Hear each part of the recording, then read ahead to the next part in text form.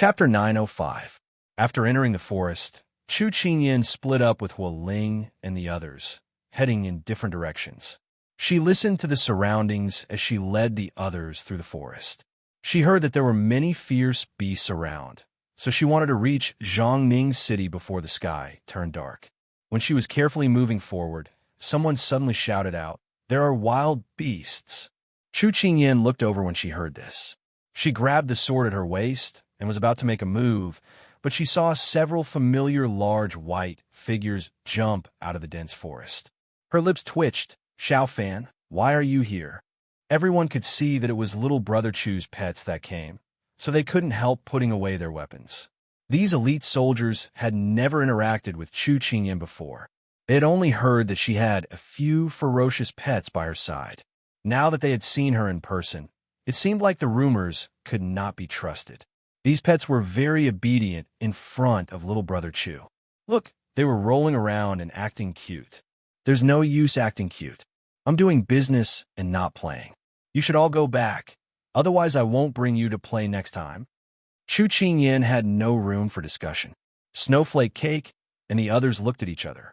While they were hesitating on how to convince their master, someone suddenly came out. "Old Tiger." The soldier beside Chu Qingyin called out in shock and instantly pulled out his blade. What she was afraid of had come. Chu Qingyin turned around and saw the tiger that was half a person tall and knit her brows. The tiger was not afraid as it angrily roared at Chu Qingyin's group, as if the other side had invaded its territory. She could not delay any longer. Chu Qingyin wanted to end this quickly, otherwise it would be bad if more tigers were attracted. However, at this time, Bai Yutong and the others jumped out and surrounded the tiger. Their front claws scratched the ground as they revealed their eerie fangs. The tiger faced off against Glutinous Rice Ball and the others. Very quickly, it was defeated and ran away with its tail between its legs. Chu Qingyin was stunned. This really was a rare sight. So she put down her weapon. The soldiers behind Chu Qingyin couldn't help but swallow a mouthful of saliva. They were wrong just now. These beasts were indeed ferocious. But now that they had chased away the tiger, why were they rolling around in front of little brother Chu and acting coquettishly? Translation: Master, I know how to fight tigers. I'm very powerful. Chu Qingyin didn't know whether to laugh or cry when she saw them staring at her. In the end, she compromised and said, "All right, let's go." There are many birds and beasts in this area. If Glutinous Rice Ball and the others clear the way, they could avoid some trouble. Thus, the combination of man and wolf traveled quickly. Finally, before the sun set, they arrived at a small hill not far from the main city. From afar, they could see the southern blue soldiers standing guard on the city walls. Chu Qingyin retracted her gaze and said to everyone, "Everyone hide first. Don't act on your own. After midnight, wait for the first batch of guards to change." Yes, because there would be an extremely exhausting battle starting tonight. She let everyone rest and fill their stomachs first. Glutinous Rice Ball and the others crawled by her feet, wagging their tails from time to time.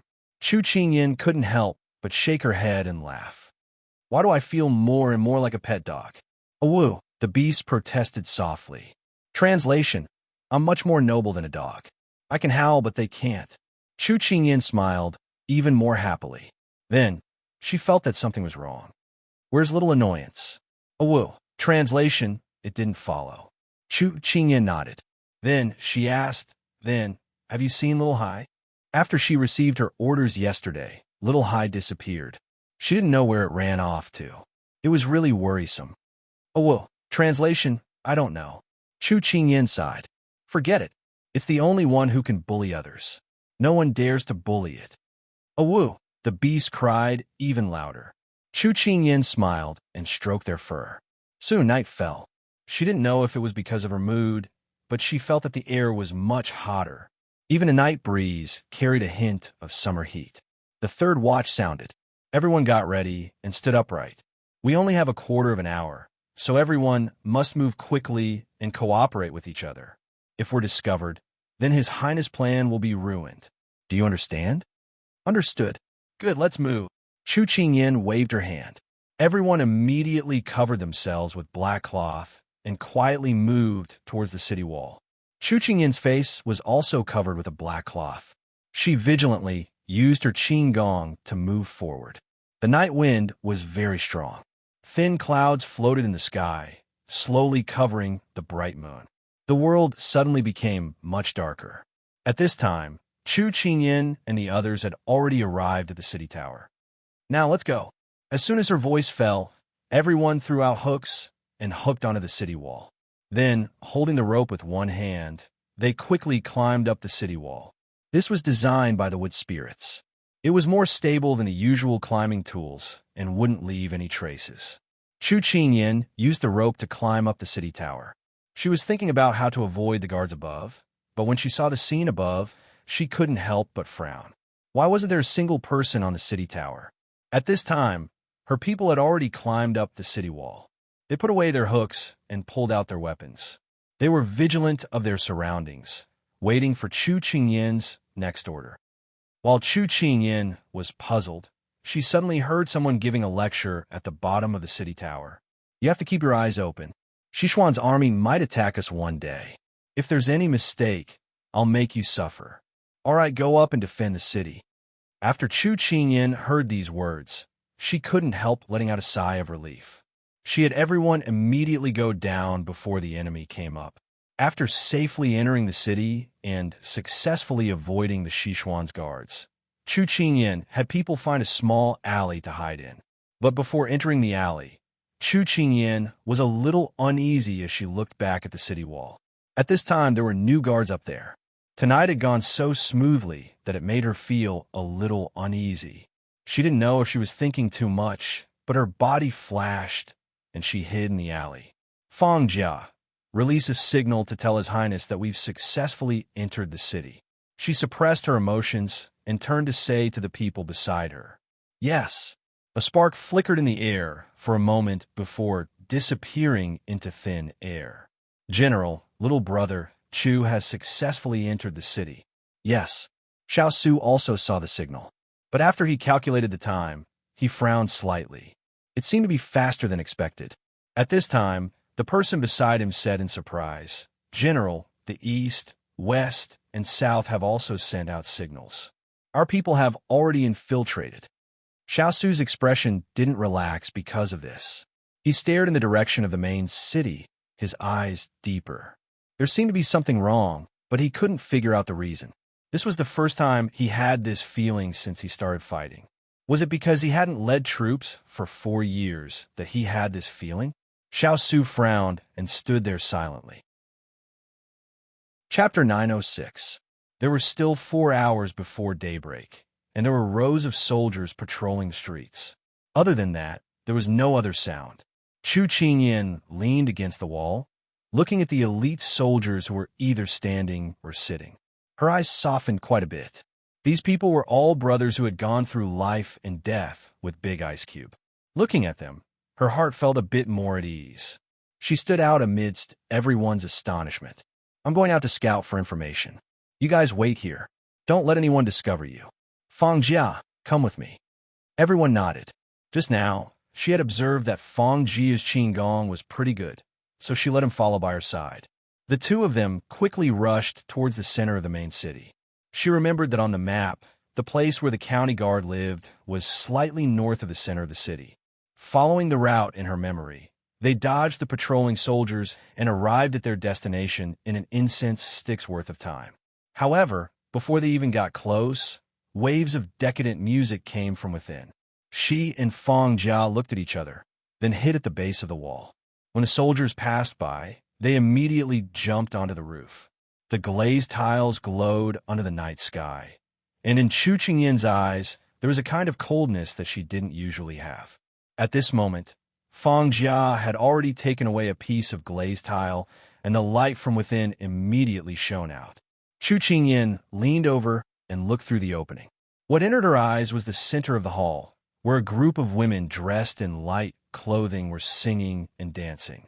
On both sides of the hall sat soldiers in the Southern Blue Army's uniform, each of them hugging a woman in their arms and flirting with each other. They were obsessed with wine and meat, and the entire place was filled with an extravagant atmosphere. Chu Qingyan squinted her eyes and looked at it for a while before putting it back. Her eyes were filled with mockery. As a soldier, doing something like this was a disservice to the uniform that he was wearing. Little brother Chu, what are we going to do next? Fang Jia asked in a low voice. Return. After the two figures disappeared into the night, a figure appeared in the courtyard and turned to open the door. At this moment, the hall of wine and meat suddenly quietened down. The leader immediately raised his hand to disperse the women, and the wine was also taken away. Lord Lei, did this general do well? That person stood up and walked towards him. This person was none other than the garrison general of Jiangning County, Lu Xiang. Reiluo glanced at everyone and nodded with a smile. Not bad. It seems that they have been deceived by your illusion. Now, you can all return to your positions and prepare for tomorrow's battle. Yes. After receiving the order, Lu Xiang waved his hand and dismissed his men. At this time, there were only two people left in the hall. Lu Xiang couldn't hide the doubt on his face. Your Highness the Crown Prince spent so much effort to have us act out this play. Isn't this a bit unnecessary? Don't doubt His Highness the Crown Prince's intentions. Reiluo looked at Lu Xiang disapprovingly. Xiao Su is cunning, and his subordinates aren't easy to deal with. If you underestimate them, you won't be far from defeat. Yes, Lord Lei is right. Then, when will our people move? Lu Xiang immediately slapped himself in the face and asked politely. For the time being, it's daybreak, but if there are any changes to the plan, I'll let you know. After speaking, Reiluo waved his hand. You can leave now. If you succeed, I'll put in a few good words for you in front of His Highness the Crown Prince. Then, this general will thank Lord Lei in advance. Lu Xiang was overjoyed. After speaking, he immediately dismissed his men. Reiluo stroked his beard and nodded slightly. Everything was waiting for daybreak. There was only a few more minutes until daybreak. On the mountaintop, Xiao Su had his back to Jiangning County. He looked at the black mass of the army in front of him and said in a deep voice, I'll leave this battle to you. Let's go. As soon as his voice fell, the army of 30,000 marched toward Jiangning County. The cavalry was in front, followed by the archers, and the infantry brought up the rear. Looking down from the top of the mountain, it looked like a group of densely packed ants surrounding Jiangning County. I heard that there are only 20,000 soldiers in the city. We have 30,000, so it shouldn't be a problem. Cheng Luo looked from afar and muttered subconsciously.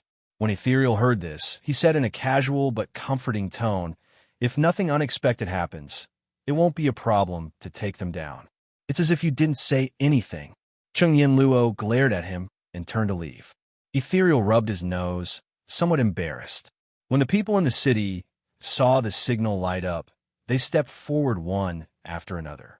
Although they hadn't slept all night, everyone's eyes were shining. They were like ferocious beasts ready to pounce, waiting for Chu Qingyan to give the order. After Chu Qingyan finished counting the number of people, she immediately ordered, Good.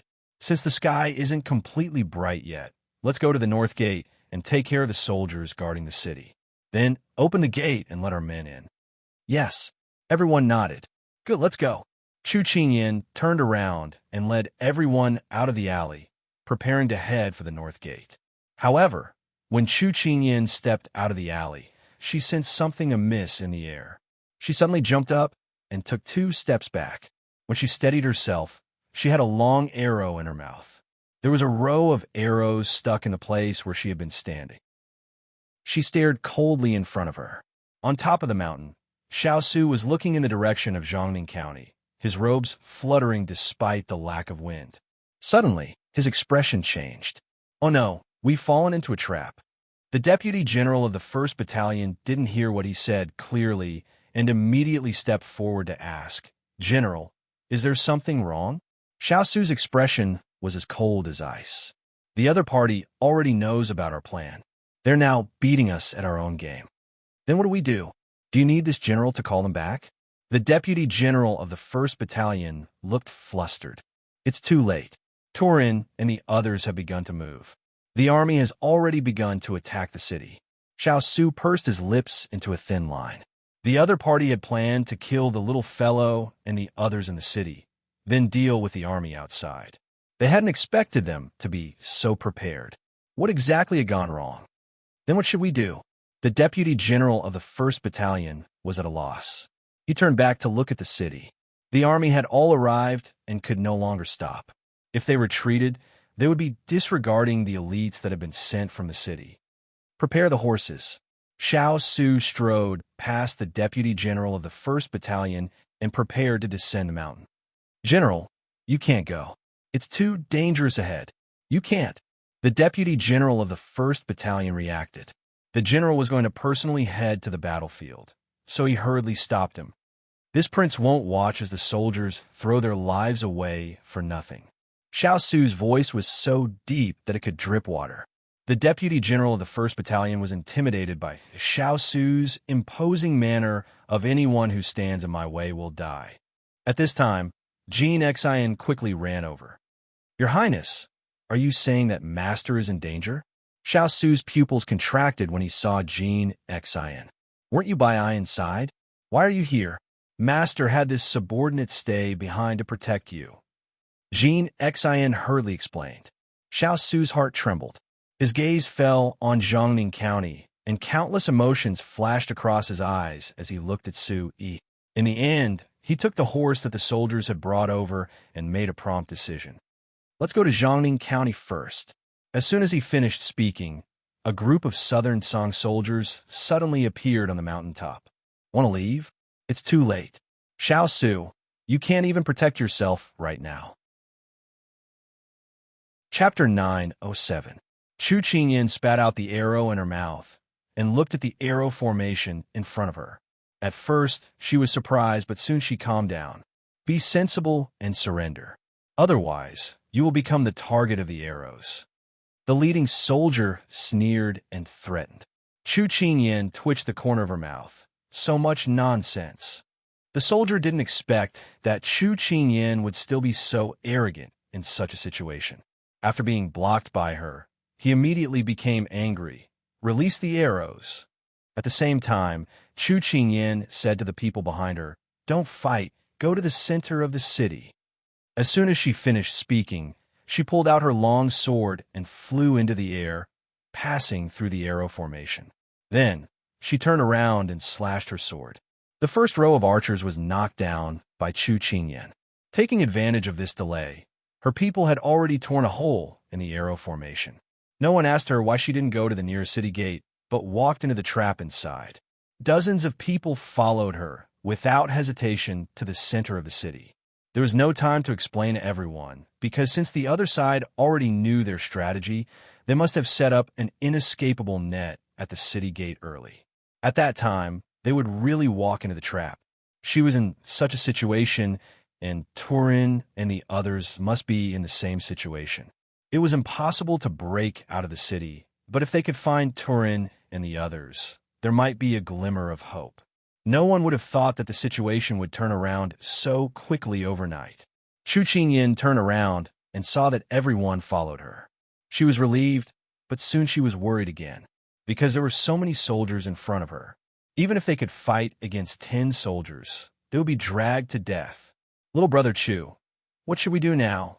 Feng Jia finished off the enemies in front of him and turned to ask. The only thing we can do now is to fight. Chu Qingyan gritted her teeth and pulled out her sword from the enemy in front of her. Her eyes were bloodshot. Everyone try to stay together. Don't spread out. Okay. The people answered one after another. Seeing more and more enemies approaching, Chu Qingyan wiped her wet eyes and said, I'm sorry. This is the first time you've come out with me, and you're going to die with me. She rarely apologized to someone so solemnly, especially in the midst of a bloody battlefield. Hearing this, Feng Jia and the others laughed heartily. Their white teeth were even brighter than the morning sun. Little brother Chu, don't say that. Ever since we became soldiers, we've been putting our lives on the line.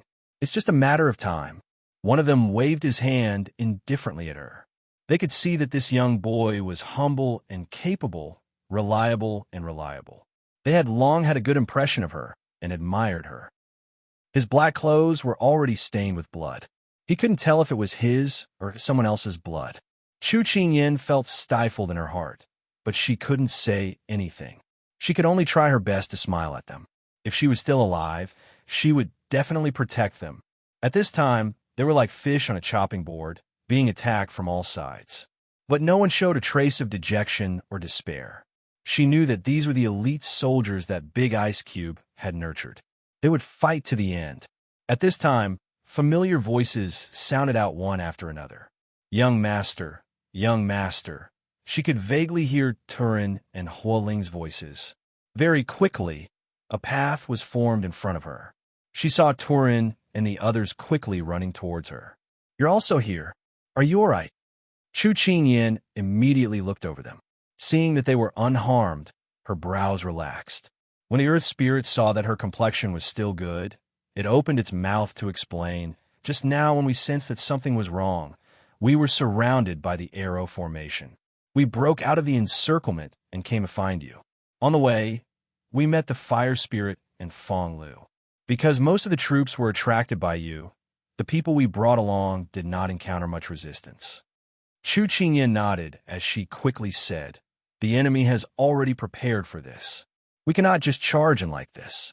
The army in front is already attacking. Let's gather everyone and find a direction to break out of the encirclement. Let's see if we can open a city gate and help the army. If we can't, we can also deplete their manpower. In a short time, she had already figured out the situation and found the most direct and effective way. Turin, Fong Lu, and the others looked at each other. They didn't have time to admire her and supported her suggestion with actions. Everyone's eyes were dyed with a bloodthirsty light. They were prepared to sacrifice their lives here. Once on the battlefield, life and death were not in your control. On the mountaintop, Xiao Su looked at the enemy army that was less than 100 steps away from him and laughed at himself. He was really worried and confused. He only noticed these people when they were close. Xiao Su, do you plan to surrender, or do we beat you until you kneel and beg for mercy? A tall and mighty Southern Blue general walked out and looked at Xiao Su with contempt. The words from before had also come from his mouth. At this time, Xiao Su had already recovered his usual calmness. He retracted his gaze from the bottom of the mountain and looked at the Southern Blue general. Your tone is not small. The Southern Blue general laughed loudly. Xiao Su, are you a dead duck that refuses to admit your mistake? Your elite troops have already entered the city and fallen into our trap. I reckon that they've already been destroyed in our hands. They don't even know how they died. What an injustice. As if he hadn't said enough, the general proudly continued. You won't be able to make it in time with your men. No, you can make it in time to collect their corpses. However, this general won't give you that opportunity. If you beg for mercy, perhaps this general will be merciful and pile your corpses together. It's just that the wild beasts in the mountains will take advantage of it. He raised his head and laughed arrogantly. However, he didn't know that a long sword was flying towards him. Fortunately, the young general behind him pulled him away and dodged it. The Southern Blue general looked at the long sword stuck in the ground with lingering fear. When he turned his head, he saw that Xiao Su had just finished his attack and that the deputy standing beside him only had a scabbard at his waist. The Southern Blue general's face was filled with ferocity. Xiao Su, accept your death. The Southern Blue soldiers immediately surrounded him from all directions. The majority of the soldiers had already been sent to attack the city. Only a small number of men and horses remained by Xiao Su's side. When the enemy troops approached, Jin Xian and Su instantly surrounded Xiao Su to protect him. The deputy of the 1st Battalion also led everyone to pull out their swords to resist. Xiao Su swept his eyes over the incoming enemy troops and then turned his head to look at Jiangning County not far away. His eyes sank as if he was deep in thought. Immediately after, no one saw how he moved. The dozen or so Southern Blue soldiers that appeared in front of him all fell to the ground. They were all killed in a single strike. Xiao Su's first move was so efficient that it intimidated the enemy and raised their morale. The Southern Blue general coldly snorted and raised his voice, His Highness the Crown Prince has ordered that whoever can obtain Xiao Su's head will be rewarded with a promotion and 10,000 taels of gold. As soon as these words came out, the Southern Blue soldiers rushed towards Xiao Su's group with murderous intent. Chapter 908. Xiao Su held his long sword in his hand as he dashed through the crowd like a dragon. Wherever he went, no one was left behind. The people that Jean Xin brought were all experts that could take on 10 people at once. However, the other side had too many people. No matter how elite they were still outnumbered. The Southern Blue general saw that Xiao Su's people were overwhelmed and couldn't dodge in time, so he laughed arrogantly. He had heard of Xiao Su's name before. Xiao Su had won many battles with fewer people, but he believed that this time, Xiao Su wouldn't be able to escape from their palms. This was because the Crown Prince had ordered them to bring 5,000 soldiers to deal with him. 5,000 against less than 300 people. It was as easy as crushing an ant in an exquisite pavilion. Pang Huang had a leisurely look on his face. "How's the battle situation?" The soldier who had just walked in bowed and said, "The people in the city have already been surrounded. It's only a matter of time before we take them down. The army outside the city is currently attacking, but it shouldn't be a problem for our people to hold on for an afternoon. Bailey brought people to surround and kill Xiao Su, but there's no news yet." Pang Huang nodded as he played with the peach pit in his hand. His expression was unrestrained, like a noble family's young master playing outside. The words that came out of his mouth were cruel and bloody. This battle isn't mainly inside or outside the city. This crown prince only wants Xiao Su's life. Even if we lose the city, it doesn't matter. Once Xiao Su dies in battle, that will be the most fatal blow to Sichuan's army and the Sichuan Empire. Your Highness is wise. Xiao Su is Sichuan Emperor's final trump card. As long as he dies, our army will be unstoppable. It won't be long before we can directly invade the capital and take Sichuan Emperor's head. The soldier followed along, getting more and more excited as he thought about it. Don't be too careless. Although we've transferred so many people to deal with Xiao Su, this crown prince has a premonition that it won't go so smoothly. Hurry up and supervise your subordinates. Don't waste time. The longer this drags on, the more disadvantageous it is for us. Pang Huang clenched the peach pit in his hand as his expression became dark and gloomy. Xiao Su, if you can escape this calamity, then things will become interesting. Thousands of miles away, a man wearing a monk's robe walked on the bustling street, with a young monk following behind him. The shops on both sides of the street were bustling with noise and clamor. Shouts rose and fell, filling the ears of the passers-by. However, the eminent monk, who was standing like a lotus, walked slowly. His entire person was calm and composed, as if the surrounding sounds could not affect him. Within 3 steps of him, every step was silent. It was as if he was strolling in a pond of flowers. A cool breeze blew gently, making one's soul feel refreshed. Did something happen? The little novice monk behind the senior monk rubbed his little bald head and asked in a childish tone. "Oh." The young novice monk blindly followed him. The senior monk stood at the fork and suddenly turned to look in the direction of the border. A hint of worry flashed through his eyes. That benefactress was in trouble. He lowered his head to calculate with his fingers, but the result made him frown. He could not calculate anything. His gaze once again turned to the north. Could it be that there were some changes? "Master, what's wrong?" "Nothing. Let's return to the temple." The big one and the small one walked forward slowly.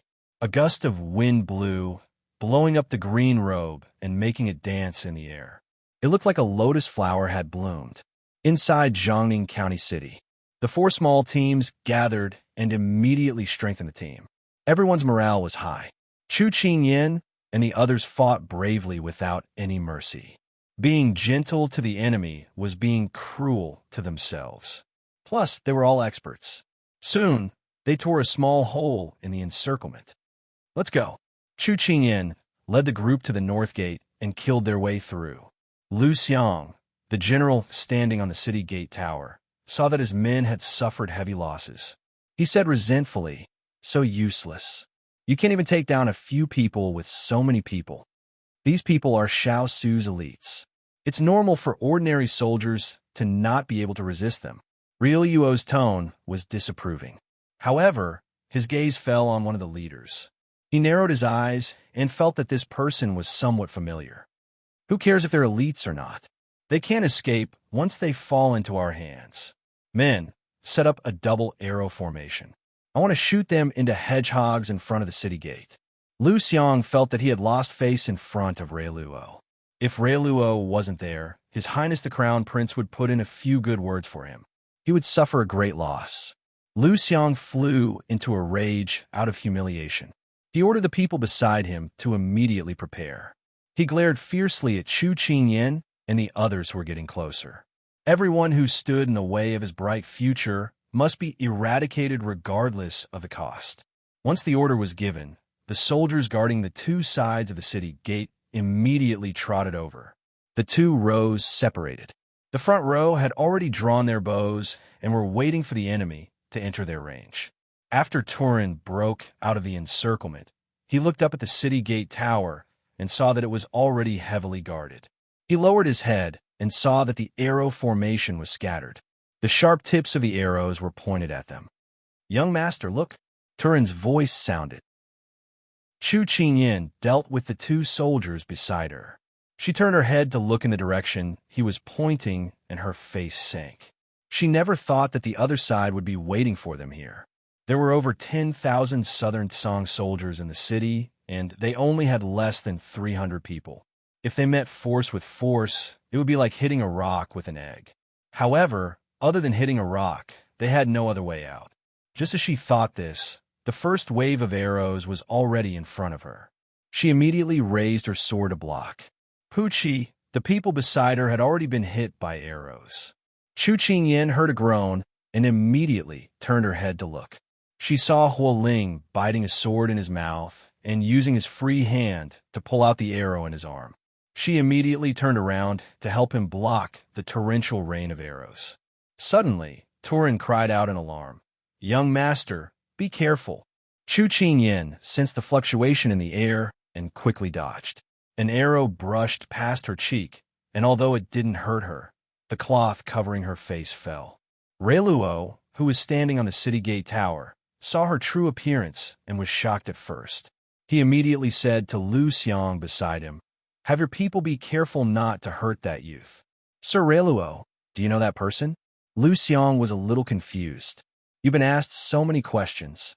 If anything happens to her, you can forget about your future." Reiluo didn't want to say too much. "Yes." Lu Xiang didn't dare ask anymore and immediately passed down the order.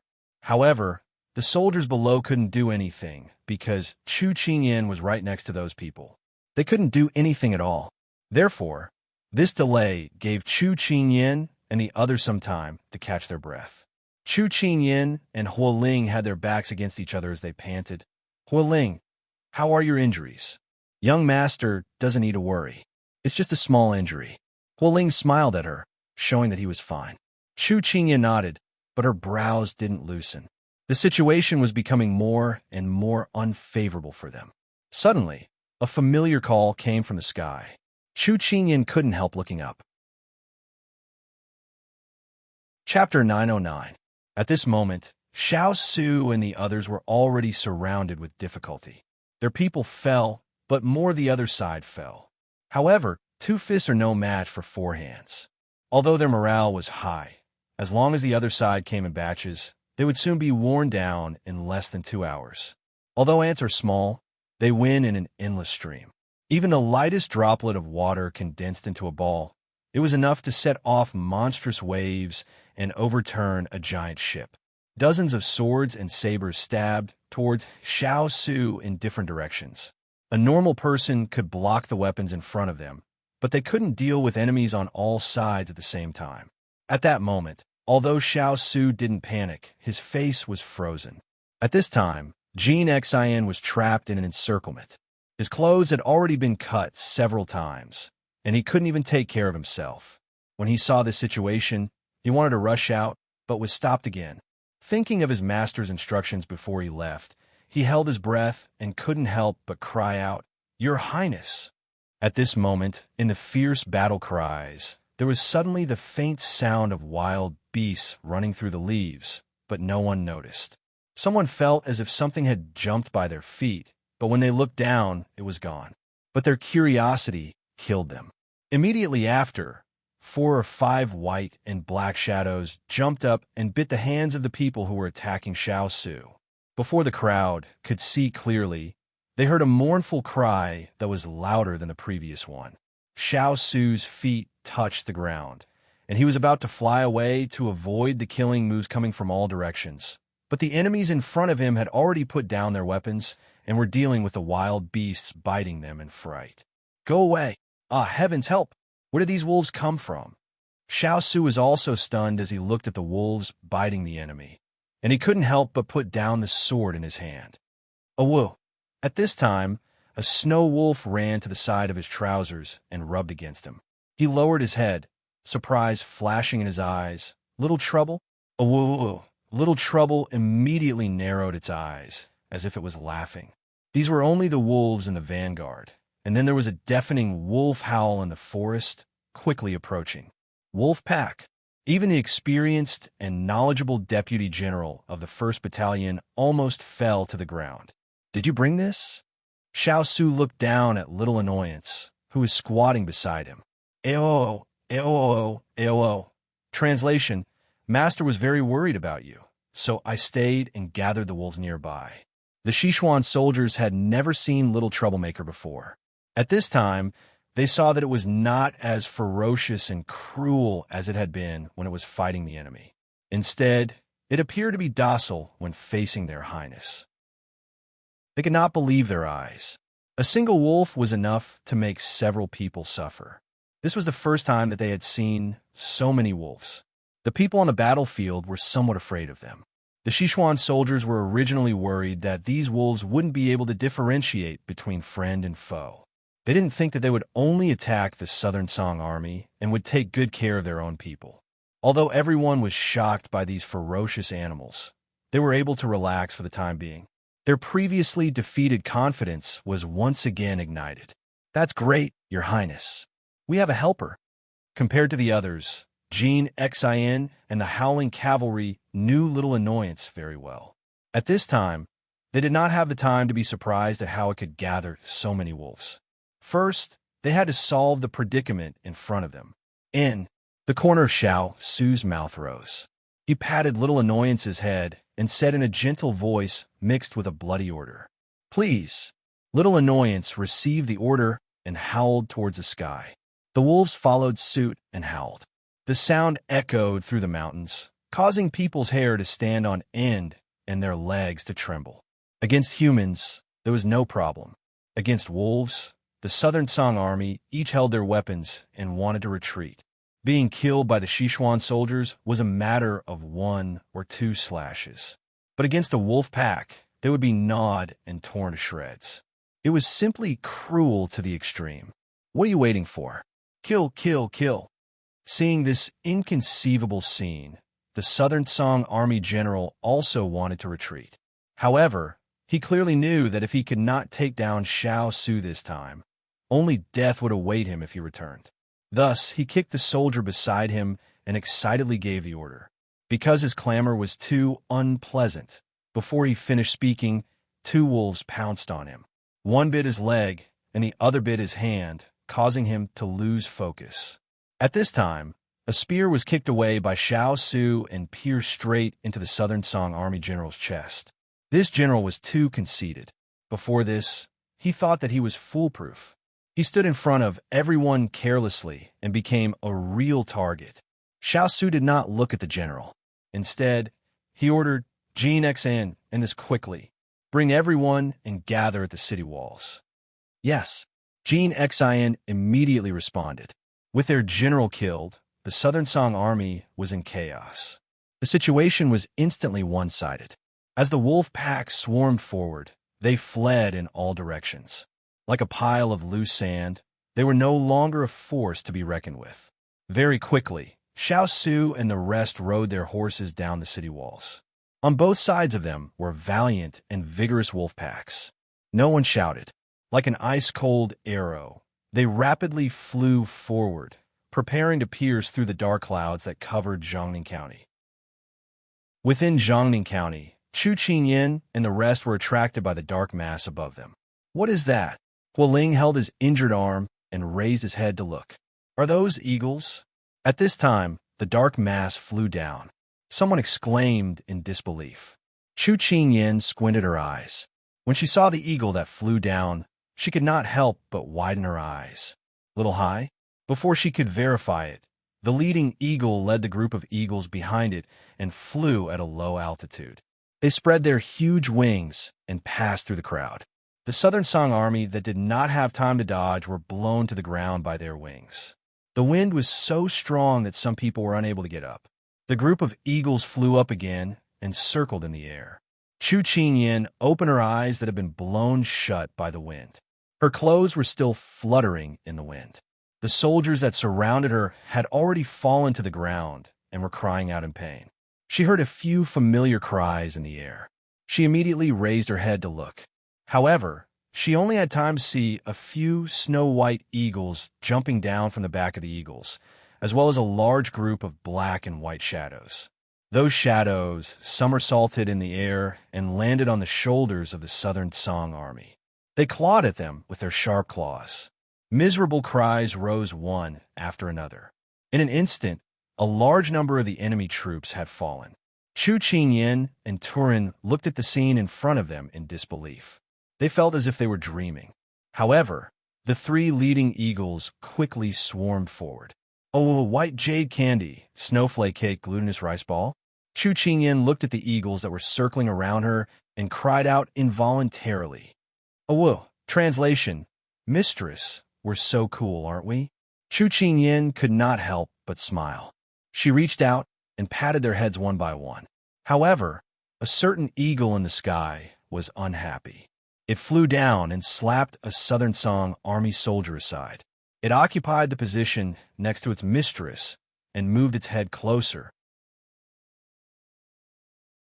Chapter 9-10. The ferocious birds and beasts were actually acting cute in front of humans. Other than Hualing and the others who knew about it, everyone else seemed to have seen a wonder in the world. They were both frightened and curious.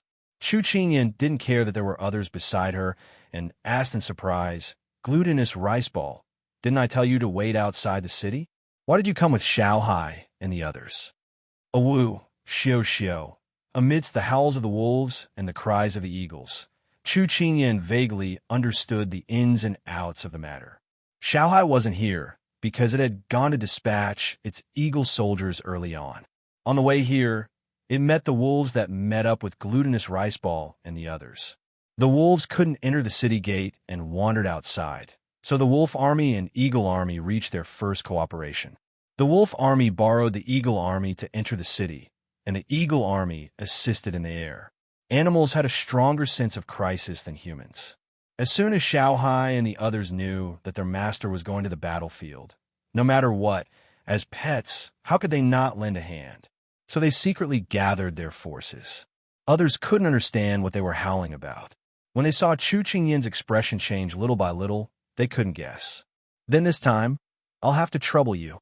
After understanding their words, Chu Qingyan pursed her lips and showed her first happy expression since entering the city. The four immediately stood upright. The wolves guarded around them and stared at the enemy outside covetously. The eagles hovered above their heads and stared at the enemy below with their sharp eyes. "Master Lei, what is this about? Why are there so many wolves and eagles?" Lu Xiang rubbed his eyes, thinking that he was seeing things. But no matter how many times he rubbed his eyes, the wolves and eagles below didn't disappear for a long time. His voice couldn't help but tremble, and he suddenly lost his mind. Rara was also so surprised that he couldn't say a word. If the other party was reinforcements, then they still had a chance of winning. But what the hell were these wolves and eagles? They were ferocious beasts, cunning and flexible, and made people tremble at a glance. That was the fear of beasts that humans had since ancient times. People's hearts were vicious and could be guarded against, but beasts couldn't be reasoned with because of the language barrier. General Liu, we have so many people. Are we afraid of a mere pack of wolves? Raylo was obviously lacking in confidence, but in order to not affect the army, he braced himself and said, even if there are wolves and eagles in front of us, we have brave warriors and sharp swords. What is there to be afraid of? Lord Lei is right. This general will give the order to attack. Kill them all. Lu Xiang swallowed his saliva and glared at the beast below the city with a ferocious glint in his eyes. However, he was quickly frightened by their green eyes and averted his gaze. Rayluo reached out and patted Feng Lu's shoulder. He smiled and said, our sons are wolves of the grasslands. I believe that you will be able to defend the city for His Highness the Crown Prince. When the time comes, His Highness the Crown Prince will definitely reward you. At this time, the appropriate temptation could drive a person to move forward courageously without fear of death. Lu Xiang's gaze settled, and he clenched his fists. Lord Lei, rest assured, this general will not disappoint His Highness the Crown Prince. Rayluo nodded with satisfaction. When he saw Feng Lu step forward to gather the soldiers and give the order, the expression on his face suddenly disappeared. He took a few steps back and glanced at the people below the city. His gaze finally fell on Chu Qingyan, who was interacting with the hawks and wolves. His eyes flashed with surprise and finally became cold. He had to report the matter here to His Highness the Crown Prince as soon as possible. Moreover, this place was not suitable to stay for long. It seemed that this city could only be abandoned. Rayluo made a prompt decision. He turned around and led his people. Under their cover, they disappeared from the city tower. Come, surround these people and shoot. Cavalry, we will definitely behead them under the hooves of the horses. Bring the vanguard. This general wants them to taste the power of our sons. One order after another was passed down from the city tower. It was very ear-piercing in the silence of the confrontation between the two armies. Hearing Lu Xiang's words, Xiao Hai and Bai Yutong began to become restless. Chu Qingyan curled her lips and smiled fearlessly. Bai Yutong, take some wolves to deal with the arrow formation. Snowflake Cake, you take the wolves to deal with the cavalry. Glutinous Rice Ball, you also let the vanguard have a taste of your power. Xiao Hai, you let the hawk soldiers act according to the situation in the air. Ayo, whoosh. As soon as the voice fell, the wolves and hawks rushed out impatiently. It took time to draw the bow and load the arrows, but the wolves were much faster than them. As soon as the first wave of arrows was released, they were pounced on by the wolves before they could take another arrow. The cavalry came from all directions. It was fine if they were dealing with people, but their enemies were agile wolves that only reached the knees of the horses. Not to mention that their swords couldn't cut them. Even the most vigorous horses would be frightened by the wolves. The soldiers on the horses only cared about comforting the horses and couldn't do anything to the enemy. As soon as the wolves jumped up, the soldiers would be pushed to the ground. There was no need to mention the infantry. When their swords came down, the wolves would quickly dodge and couldn't stab them at all. The soldiers could dodge the wolves in front, but they couldn't dodge the wolves behind them. Wolves fought in groups, so compared to the Southern Song army, they were more tacit and cunning. The soldiers were injured one after another. Xiao Hai led the hawk soldiers and flew down from time to help the wolves. Tu Ling, Huo Ling, and the others were dumbstruck as they watched the eagles and wolves beat the Southern Blue Army until they fled in all directions. If I didn't see it with my own eyes, I would find it hard to believe what happened.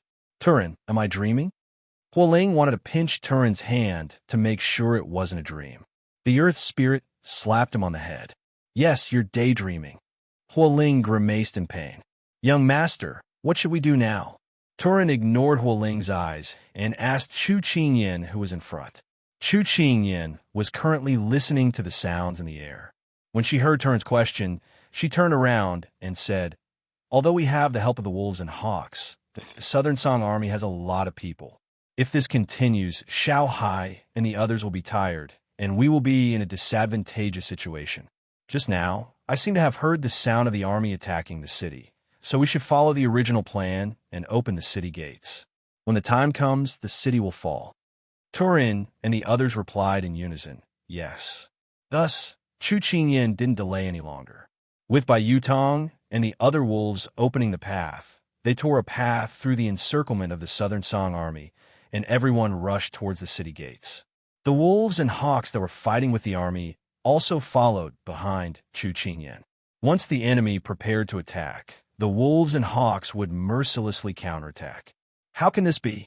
Lu Xiang looked at Chu Qingyan and the others who were getting closer and closer to the city gate tower and said in shock, General, don't be afraid. These wolves and hawks aren't made of iron. As long as we delay them, we can kill them in one fell swoop when they're exhausted. The aide on the side suggested, Good. Pass down the order. No matter what, we have to delay them. Tell them that if they die, this general will report to the crown prince and give them a grand funeral and treat their families well. Lu Xiang revealed a cruel and bloodthirsty expression. Chapter 9:11. With Lu Xiang's order, the Southern Song army did not dare to retreat, even if they were afraid of the wolf pack and eagle soldiers. They braced themselves and charged forward. This move was indeed very effective. There were 15,000 soldiers in the city, so no matter how fierce the wolf pack was, they would not be able to withstand wave after wave of attrition warfare. Chu Qingyan sensed the other party's intentions and raised her eyebrows. Turin, we need to hurry. Turin led his men and charged towards the city gates. However, there were already a large number of soldiers in front of the city gates, so Chu Qingyan and the others could only stop in their tracks. Young master, I'm afraid that it will be very difficult for us to break through. Huoling's expression was a little anxious. Chu Qingyan immediately looked around. At this moment, she felt a gaze land on her. She suddenly raised her head and instantly met Lu Xiang's malicious gaze. The other party was giving her a sinister smile.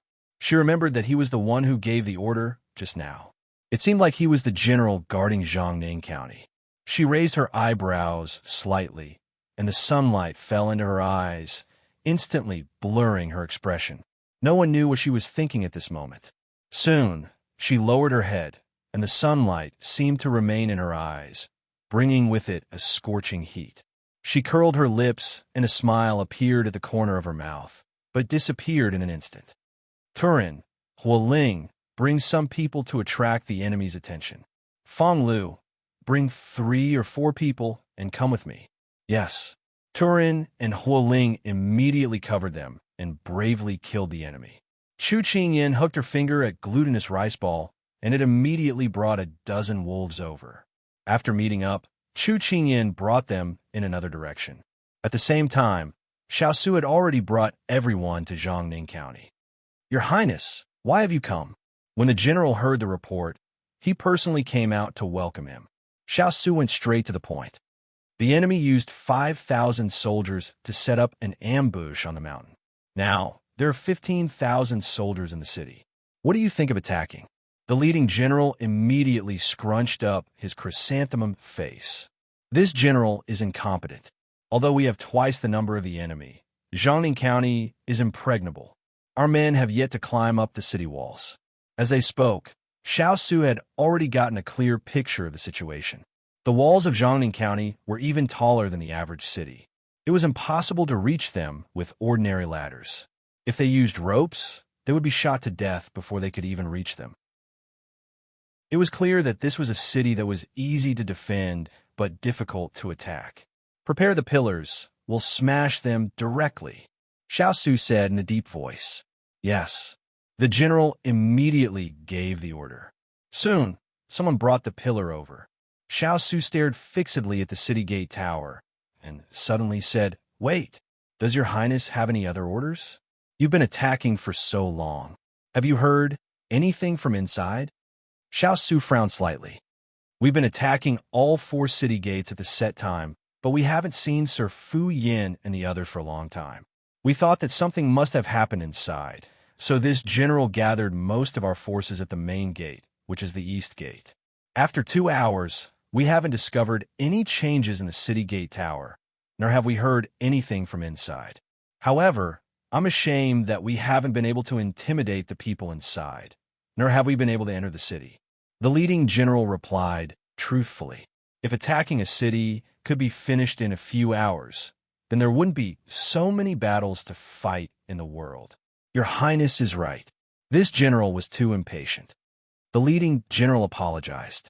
In reality, Xiao was more anxious than the leading general.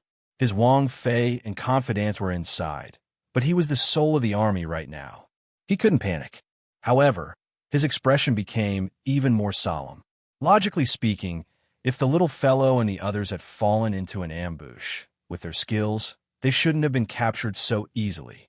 His eyes brightened, and he immediately turned to Jean Xian and ordered, "You take Howling Chi to investigate the 3 city gates in the north, south, and south. Immediately report back to me if there's a bigger commotion." Jean Xian accepted the order. He waved his hand and led Su Yi and the others to spread out. They were all experts in Qinggong. Their martial arts were above the 3 armies, and they were best at tracking. With them, they would be able to know the situation very quickly. As expected, after the time it took to brew a cup of tea, Jean Xian brought people back to report. There's no commotion at the southwest gate. The north gate is heavily guarded. The roars of wild beasts came from inside, as well as the sounds of fighting. When Jean Xian said this, he was slightly excited. Being able to cause some commotion inside meant that Mistress and the others were still alive. Xiao Su's expression was solemn. Give up on the east gate. Everyone gather at the north gate. We must break through Jiangning County. Yes. The war banners fluttered as they set out without delay. At this time, Chu Qinyan was already leading people towards the stairs on the side of the city gate tower. The soldiers guarding the side immediately raised their weapons to block, but their opponents were wolves. The stairs weren't wide, and the soldiers had no place to use their weapons. They were so scared that they rolled down. Because they had come quickly and the sounds of fighting were heavy downstairs, the soldiers only discovered them when Chu Qinyan and the others came up. You dare to come up without fear of death. When Lu Xiang saw Chu Qinyan, he was first shocked and then sneered. What's there to be afraid of? Didn't this young master already come up? Chu Qinyan chuckled. Glutinous Rice Ball and the others standing by her feet took a step forward and hooted at Lu Xiang. When Lu Xiang and the others saw these wolves coming so close, they retreated a few steps in fright. However, Lu Xiang quickly realized that he had the advantage in numbers and became arrogant again. Just a few wolves and they dare to fight against so many of us. Aren't they thinking too highly of themselves? Take her down, dead or alive. This general will reward you handsomely. Lu Xiang ordered after speaking. An aide at the side immediately said, General, Sir Lei wants you to keep this person alive. Lu Xiang was already depressed from this battle. When he saw Chu Qinyan's relaxed appearance, he became even more impatient. He said, when Sir Lei asks, just say that she was killed by mistake because the crowd was too chaotic. Due to his temperament, the aide did not dare to say anything more. Chu Qinyan was some distance away and did not know what they were mumbling about. She ordered Glutinous Rice Ball and the other wolves to be the vanguard and block the attacking soldiers.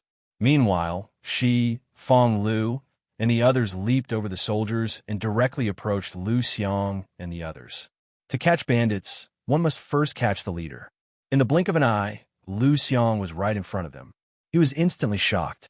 With one look, he could tell that the other party's martial arts were outstanding. He did not dare to stay any longer and ordered people to block the front while he prepared to go downstairs from the other side under the escort of his guards. When Fong Lu saw this, he stepped on everyone's shoulders and landed in front of Lu Xiang, blocking his way. Beautifully done. Chu Qinyan was not stingy with her praise. At this time, the sound of uniform footsteps came from the other side of the tower. She looked in the direction of the sound and felt something. Inadvertently, she met a pair of deep and affectionate eyes, as if relieved of a heavy burden. Chapter 9:12. The two of them looked at each other, their emotions surging in the smoke, breaking through all the obstacles in front of them. She finally understood what it meant to look at each other for 10,000 years. It turned out that it was not an exaggeration between lovers. Only those who had experienced it could understand the feeling. There were too many things they wanted to say after one night, but the two of them knew that this was not the time to talk about their feelings. They quickly turned their heads and returned to their battle state. In the eyes of outsiders, the two of them only looked at each other for a moment before moving away. Xiao Su? Why is he here? Didn't we fall into an ambush? Lu Xiang had met Xiao Su once many years ago. Although it had been a long time, when he saw that familiar silver mask, the fear from the depths of his memory surged up. And behind Xiao Su was the Sichuan army. Lu Xiang felt a sense of despair. There was only one explanation now. Their people were being attacked from two sides. Master Lei? Yes, Master Lei. Lu Xiang hurriedly turned to look.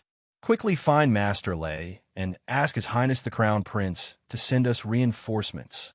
How could 15,000 soldiers resist an army of 30,000? Fong Lu did not give Lu Xiang time to breathe. He drew his sword and dealt with him, vowing to take revenge for all the humiliation he had suffered in the past 6 months. Chu Qingyan glanced at the city gate tower and ordered glutinous rice balls. You deal with the soldiers guarding the city. Ayo! The glutinous rice balls swarmed up. They were focused on dealing with the soldiers attacking the city below and were caught off guard. They could no longer stop the people below the city. Chu Qingyan led people to deal with the guards around Lu Xiang. This freed up Fong Lu's energy to intercept and kill Lu Xiang. The round logs heavily and powerfully attacked the city gate again and again. Without the city guards blocking them, the Sichuan soldiers quickly climbed up the city gate tower and gave Chu Qingyan and the others a helping hand. An hour later, the Sichuan soldiers broke through the gate and the city was breached. Lu Xiang was captured by Fong Lu. The army of 10,000 was leaderless and fled in all directions. The Sichuan soldiers swarmed forward. 30,000 against 15,000. Whether it was in terms of numbers or in terms of competition, it was an absolute suppression. What was left was a battle between humans. Therefore, Chu Qingyan asked Xiaohai and Bai Yutong to gather their eagle soldiers and wolf soldiers so that they did not need to participate in the battle. Soon, the animals retreated from the battlefield.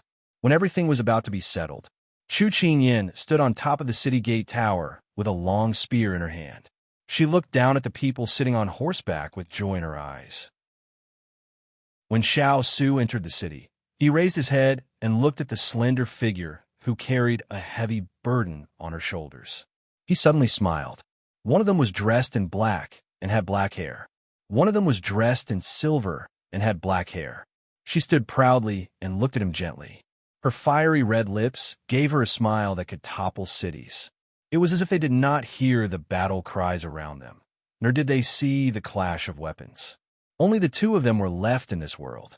I use my actions to prove myself that I can be by your side. You use your actions to prove that I made the right choice back then.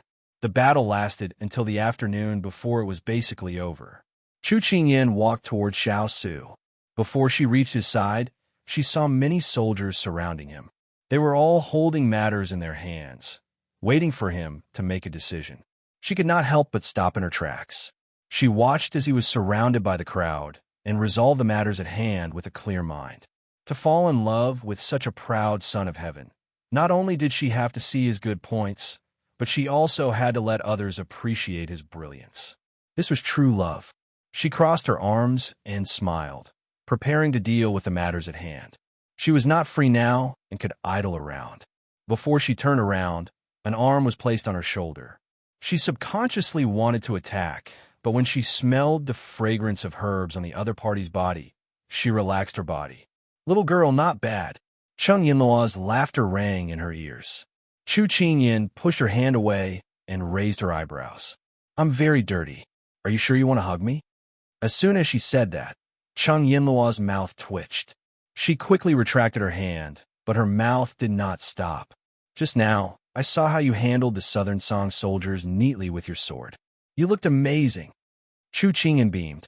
Is that so? It's rare to hear such praise from you. I'm so lucky. Don't talk nonsense with me.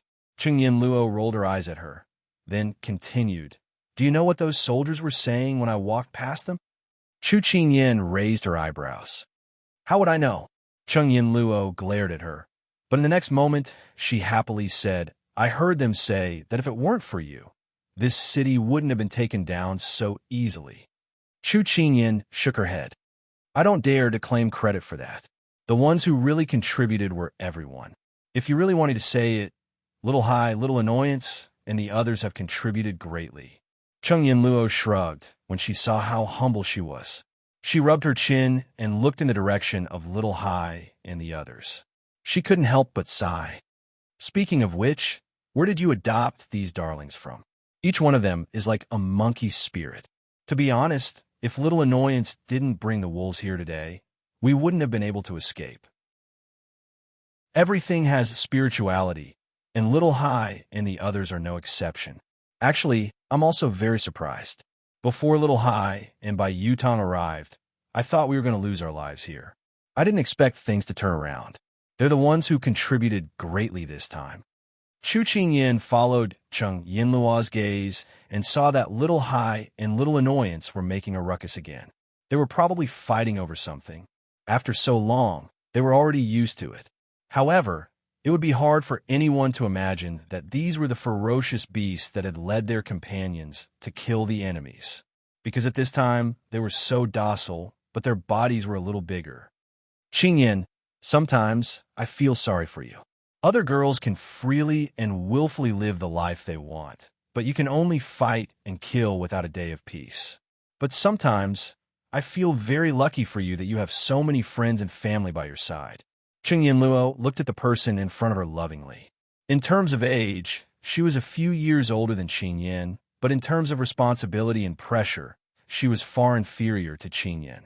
Every time she saw so many girls of the same age going for a walk in the early spring, admiring the lotus flowers in the midsummer, picking leaves in the autumn, and painting plum blossoms in the late winter, she couldn't help but think how wonderful it would be if Qingyan could also enjoy such a life. In the past, she also had such thoughts, but not as strongly as today. When she saw Qingyan killing the enemies at the rear, she was really worried that she would be injured. After so many years of living together, she had long regarded Qingyan as her own younger sister. Chu Qingyan felt joy rising from the bottom of her heart. But more than that, she was touched. You're not a fish. How can you know the joy of a fish? You're not me. How can you know that I don't know the joy of a fish? If everyone's life is the same, then when you walk on the road, the people you pass by are all copies of you, or you're the copies of others. Then what's the meaning of life? Since I've chosen to walk ahead, I have to brave the wind and rain. Moreover, I have you by my side. The lost road ahead, I don't feel lonely. She reached out and held Yinluo's hand, smiling with curved eyes.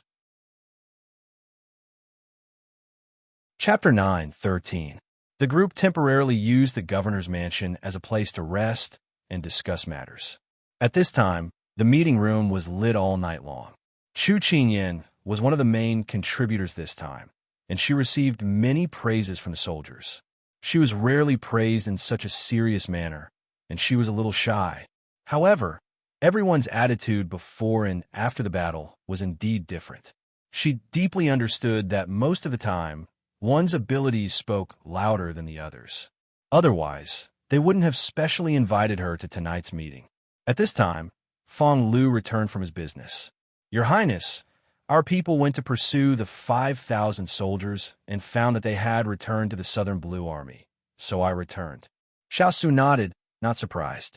He turned to ask Mu Ling, how's the interrogation of Lu Xiang? Mu Ling stepped forward and replied. After 2 hours of interrogation, he couldn't resist and confessed. This time, they learned of our plan through a person named Reiluo. This person is Prince of Nansong's trusted aide. Many things are handled through him. But Lu Xiang doesn't know where Reiluo learned of our plan. He only knows that we will carry out a strategy of cooperation from the inside and the outside. Reiluo asked him to delay the attacking army. This battle isn't the main point.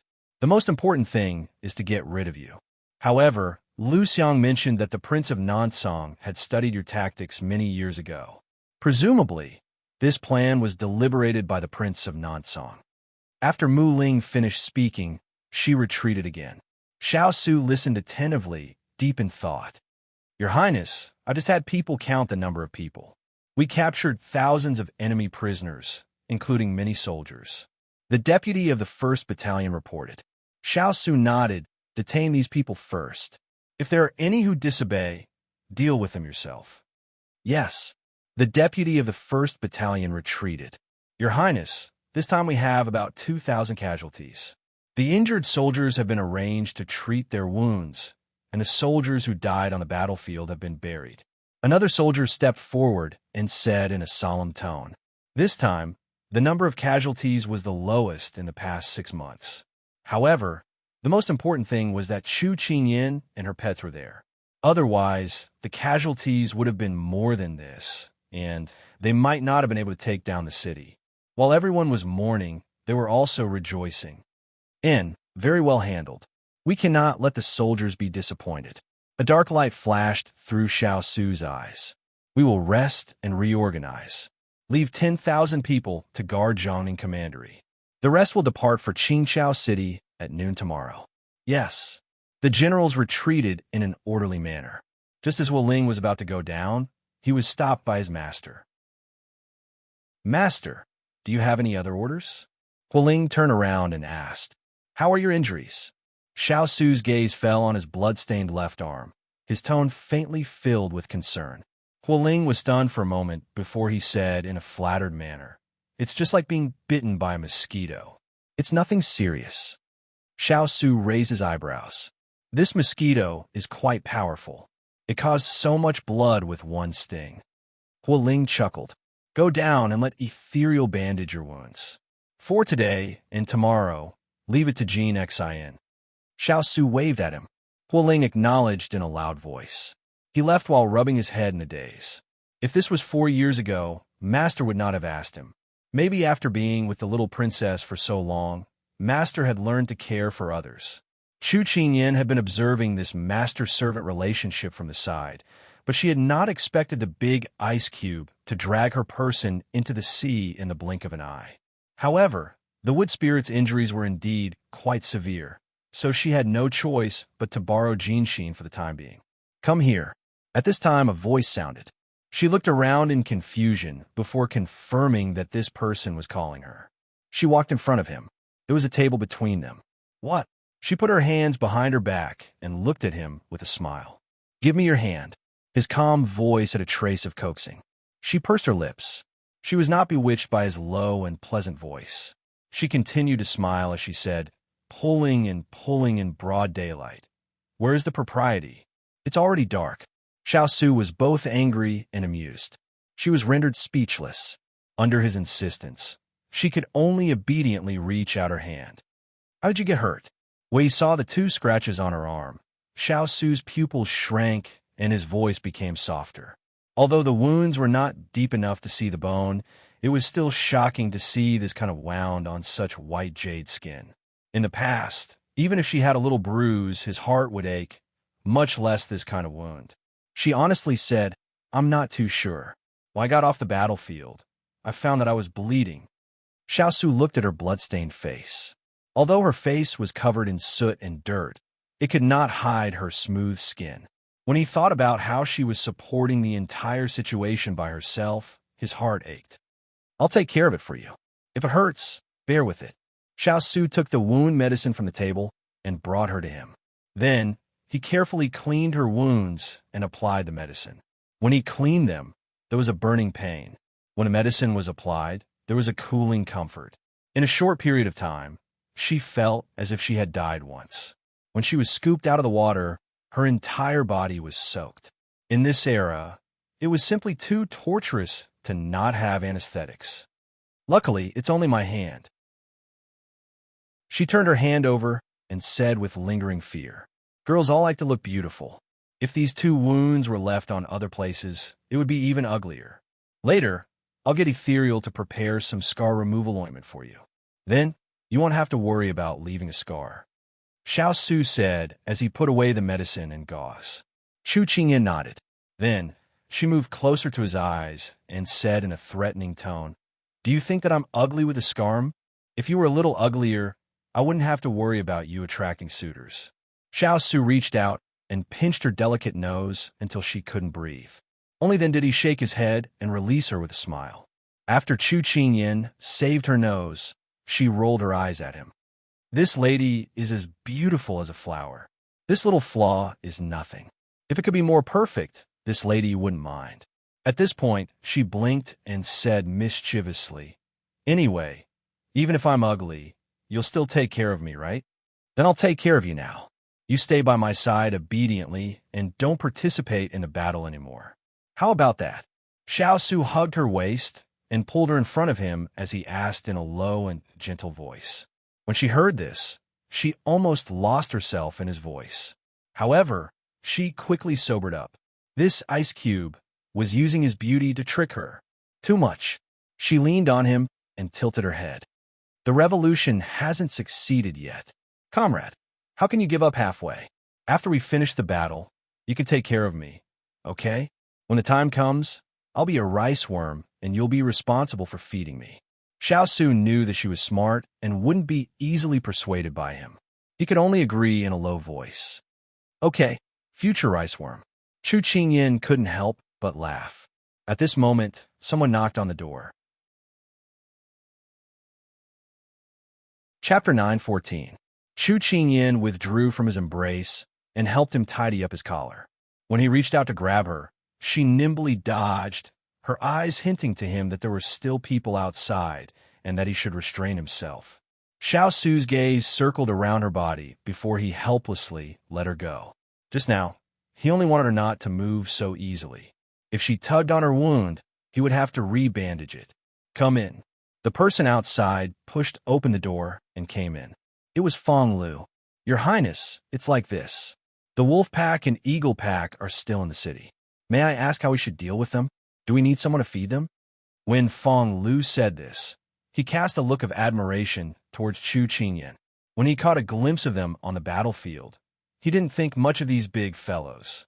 However, when he saw the pack of fierce beasts entrenched outside the residence, those that didn't have the courage would not dare to approach. Chu Qingyan only thought of them when she heard this and couldn't help but look toward Xiao Su. Xiao Su also looked at Chu Qingyan at this time. "What do you think? Let's go take a look first. I haven't thanked them yet," Chu Qingyan suggested. Xiao Su nodded, and the group went out the door. Usually, to be able to see one or two wolves was already enough to scare people out of their wits. Now, as far as the eye could see, there was a large pack of them, causing the wolf pack to be completely devoid of people. Even the commoners in the city could only watch from afar. If the wolves looked at them, they would all run away without a trace. When Chu Qingyan came out, she saw this scene. She didn't know whether to laugh or cry, but her eyes were still moist. How fortunate was she to be able to get the help of so many friends.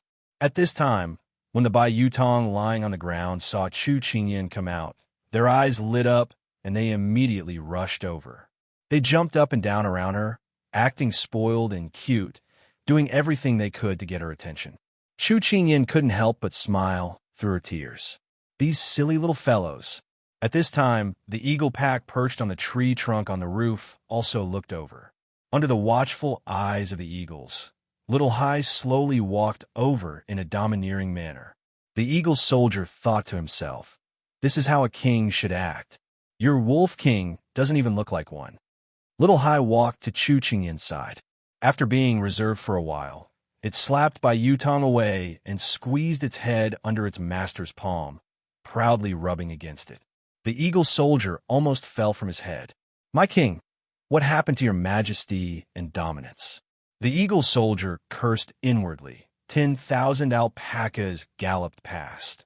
When Fong Lu and the others saw this scene, they momentarily forgot their fear of these two races and could not help but laugh. If it wasn't for the feathers and fur, they would really look like jealous children. "Thank you for today." Chu Qingyan thanked them sincerely. Xiao Su stood beside her, his expression much gentler, unlike his usual cold attitude towards them. "Oh, swish, swish." Wolf translation: "Master is too polite." Eagle translation: "No big deal, they are just a bunch of stupid humans." At this time, a few of the wolves suddenly stopped lying down obediently. Instead, They stood up somewhat anxiously and opened their mouths wide to howl. Glutinous Riceball immediately turned around and barked a few words at them. Those few lowered their heads and continued lying down, their eyes full of resentment. What's wrong with them? Although it was very novel to see the wolves listen to orders like soldiers, Chu Qingyan was more curious about the reason. Maybe they are hungry, Xiao Su deduced. Chu Qingyan looked at Bai Yutong and the others, only to see them squatting pitifully on the ground. It looked like they were indeed hungry. After doing so much physical exertion today, it was normal for them to be hungry. However, these three were able to command them to fight and restrain them from attacking the civilians while enduring hunger. It was really commendable. Chu Qingyan pondered for a moment. Just as she was about to instruct people to prepare something to reward these brave generals, a 7- or 8-year-old boy suddenly walked out from the crowd of onlookers. He was dressed plainly, and there were patches all over his head. He held a big pot in his hand and walked in front of Chu Qingyan, a pure smile appearing on his dirty face. "Little brother, my mother killed the only chicken in the house and said that she wanted to give it to our wolf hero and eagle hero to eat. Can you help me give it to them?" As he spoke, the little boy handed the pot over. Tears almost welled up in Chu Qingyan's eyes. She raised her head and turned back the tears, then lowered her head and touched his head, asking gently, "Aren't you afraid of them?" "No, the enemy is scary, but they are not. They are our saviors. I like them." The little boy smiled brightly. Chu Qingyan touched his head and took it gratefully. "Thank you." The little boy lowered his head and looked at the few squatting on the ground. He asked hesitantly, "Little brother, can I touch them?" "Sure." Chu Qingyan handed the pot to Fong Lu, then waved at Glutinous Riceball and the others. They ran happily to the little boy's side and let him touch them. The little boy thanked Chu Qingyan with satisfaction, then waved goodbye to the Bai Yutong. With the little boy taking the lead, many civilians quickly took out their food reserves, chickens, ducks, geese, and pigs, saying that they wanted to thank these heroes who did not know how to speak. Xiao Su immediately sent people to receive these things. After all, these wolf eagles were not as easy to discipline as soldiers. If these ferocious wolf eagles were left here, if they were really hungry, they might attack the civilians regardless of whether they were friend or foe. Chu Qingyan looked at the passionate civilians and felt a lot of emotions in her heart. Big ice cube. Actually, the civilians' thoughts are very pure. They will be good to whoever is good to them. But often, the people in power will have nothing to do with this. Water can carry a boat, but it can also capsize it. They are not willing to understand this principle. Xiao Su continued and said lightly. Chu Qingyan sighed helplessly. At this time, the soldiers had already gone down to distribute food to the wolf and eagle soldiers. She suddenly looked around and frowned uneasily. "What's wrong?" Xiao Su asked with concern as soon as he turned around and saw that her expression was not right. "Have you noticed that we haven't seen Little Annoyance since we entered the city?" As soon as Chu Qingyan said this, Xiao Su recalled that the last time he saw Little Annoyance was before entering the city. He gently held her shoulder and comforted her. "Don't worry, I will send people to check its whereabouts." "Okay." She nodded, but the worry in her eyes could not be concealed. She hoped that nothing would happen to Little Annoyance, or she would feel guilty toward Bai Yutong and the others. Just as Xiao Su was instructing people to search, Chu Qingyan seemed to see a white figure running from the crowd. Oh no, it was two white figures. One was Little Annoyance, she recognized it. The others seemed to be taller and more powerful, and its footsteps were more vigorous. Its fur was snow white, and there was not a single strand of mixed hair on its body. It was very pure, but its eyes revealed an inviolable majesty and dominance. Was this still a snow wolf? Wherever it passed, the wolves all retreated, as if they were kneeling in submission. Several alpacas flew over Chu Qingyan's head. Who was it? Chapter 9:15. Without giving Chu Qingyan too much time to think, the two had already arrived in front of her. However, one was passionately acting cute, while the other was aloof and expressionless. Chu Qingyan rubbed Little Annoyance's head. Just as she was about to ask who this aloof master was, she saw Bai Yutong and the others running away from her. They surrounded the aloof wolf, spinning and jumping. What made her even more surprised was that the aloof wolf's expression changed when facing these three. It actually revealed a gentle and affectionate look that only a human would have. Without asking, Chu Qingyan also guessed the aloof wolf's identity.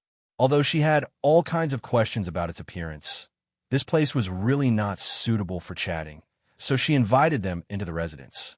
As the big brother, Bai Yutong declined the master's invitation and volunteered to watch over this pack of hot-blooded wolves.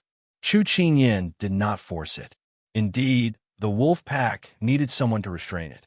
Otherwise, if they hurt people, the consequences would be serious. Let them go play with the Southern Song soldiers, Xiao suddenly suggested. Chu Qingyan smiled sinisterly. Big ice cubes thinking is brilliant. This way, those captured soldiers would not dare to act rashly. After all, there are many of them. If they rebelled, it would take a certain amount of energy to suppress them. With Bai Yutong and the others, they could only cower. The group returned to the residence once again.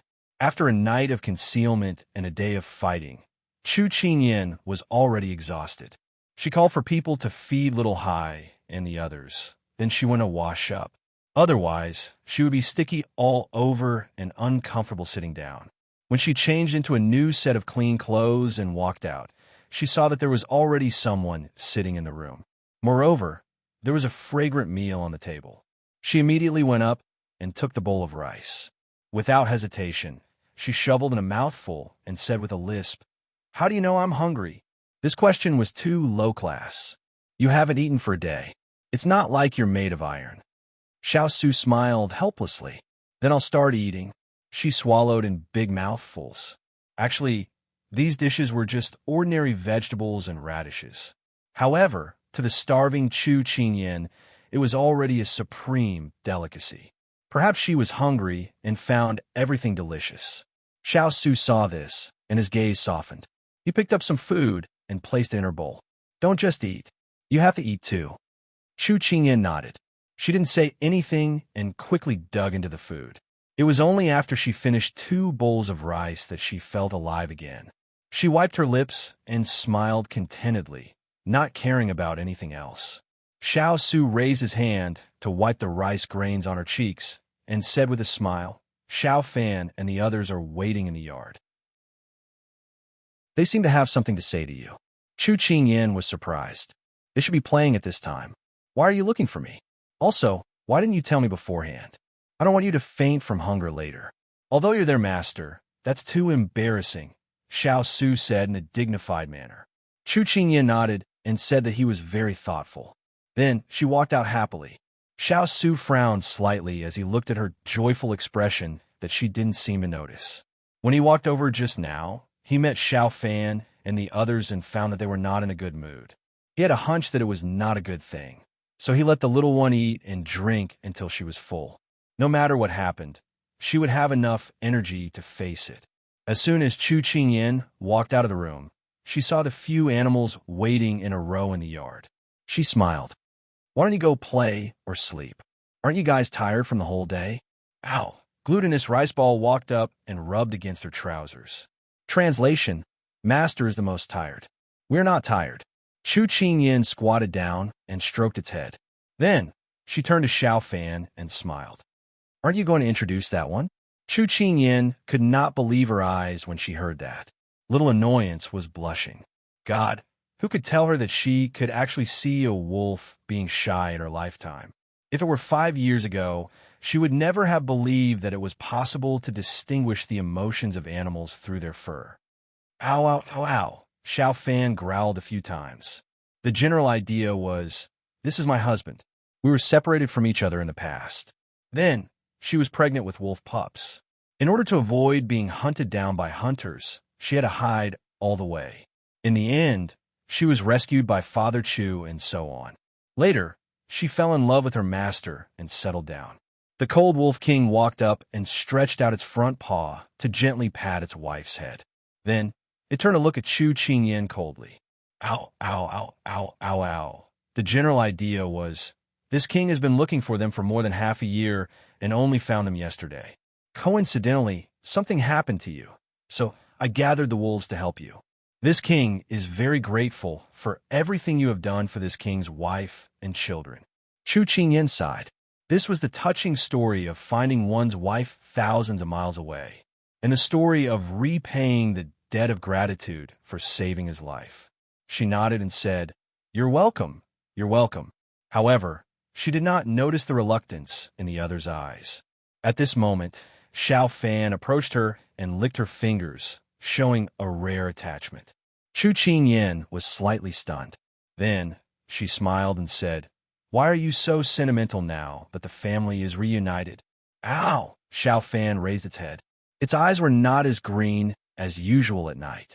Instead, they were watery. Translation: Master, we're leaving.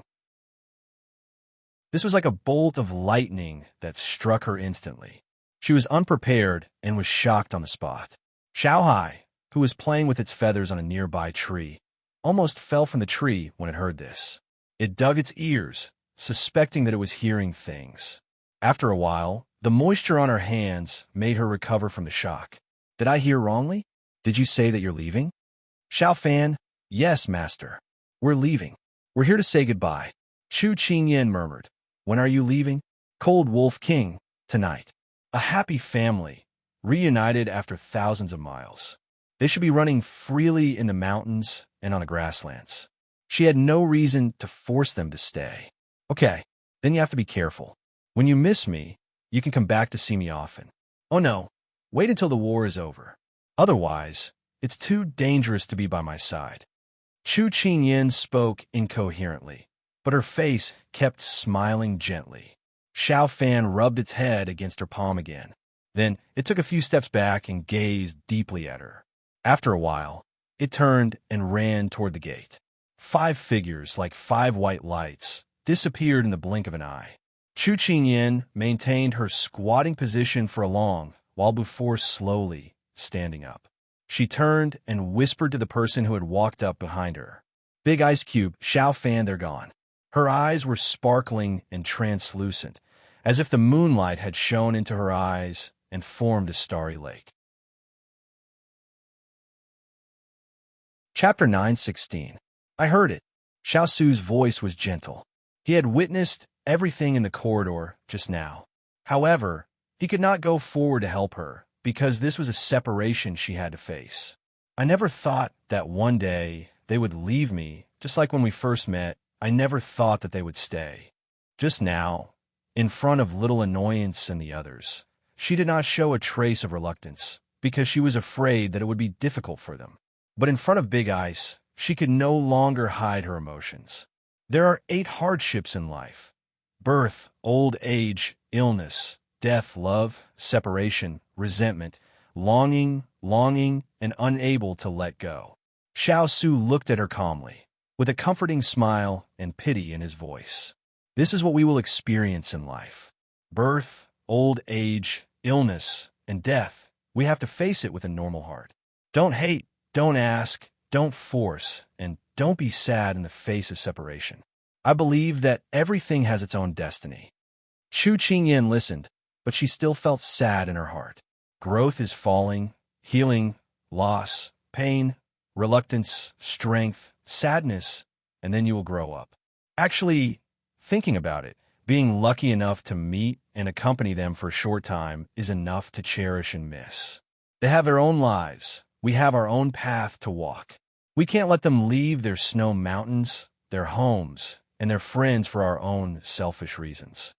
She curved her lips and tried to smile. Tears fell. Xiao Su looked at her, comforting herself, and couldn't bear it.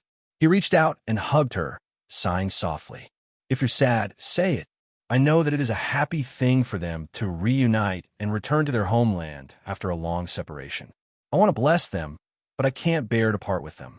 She sobbed, unable to suppress her sadness.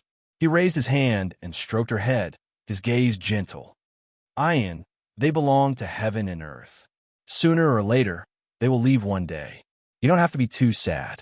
Family and friends will leave, but husband and wife will never be separated. I will be with you for my whole life." Chu Qingyan nodded and looked at him with teary eyes. I will also be with you. We will never be separated. Little C also flew down from the branch and pecked the back of her hand. Xiao. He expressed that he would not leave either. They were the noble eagle race. Once they recognized a master, they swore loyalty to him. They wouldn't be like the wolf clan, who were fickle and didn't keep their word, running away in the face of disaster. Chu Qingyan felt the concern, but she wanted to cry even more. She buried her head in Big Ice's chest and cried silently. Xiao followed her back and did not say anything else. The little fellow was a sentimental and righteous person. If he didn't let her vent, it might become a knot in her heart in the future. The only thing he could do was to stay by her side and share her joy, anger, and sorrow. A moment later, she suddenly thought of something and said in annoyance, "Oh right, the city gates are already closed. I'll get someone to open the gates and let them out." Xiao chuckled. "It's too late to remember now. I've already asked someone to open the door." Chu Qingyan was relieved. She smiled at him pitifully. "You're so thoughtful." Xiao shook his head and smiled helplessly. He reached out to wipe away the remaining tears at the corner of her eyes. He had once thought of never letting her cry again in this life, but he was powerless in the face of such a situation.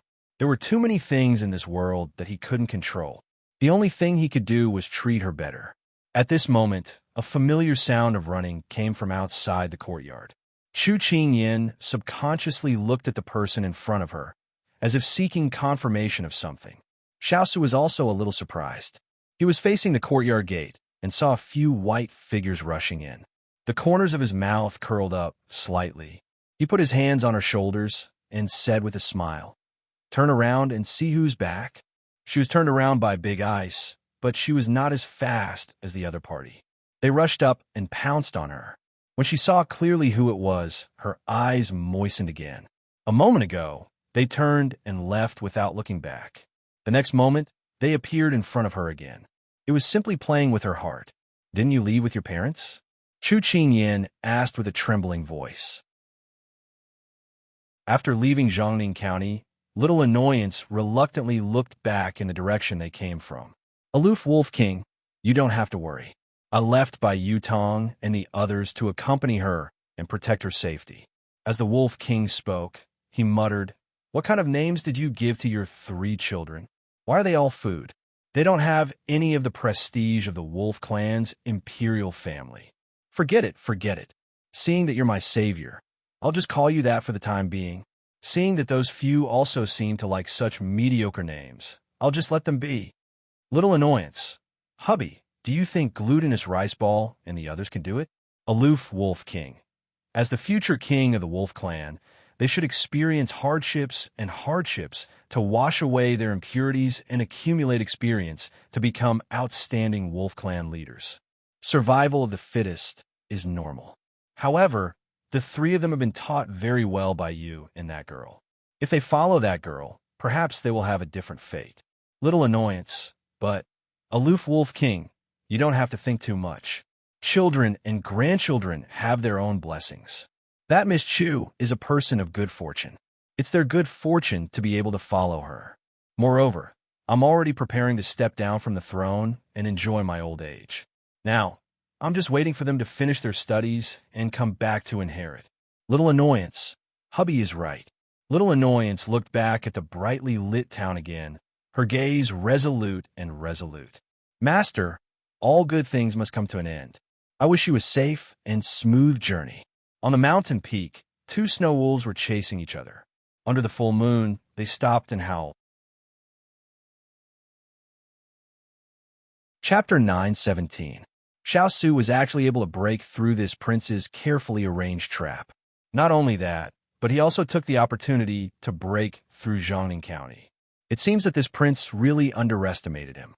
Pang Huang crushed the letter in his hand. His expression was dark and gloomy. At this time, a subordinate came to report that Reiluo had returned. "Come in." Reiluo walked in with one hand pressed down. His entire body was covered in injuries. "How did you get yourself into such a sorry state?" Pang Huang frowned. This subordinate encountered a pack of wolves and spent a lot of effort to return.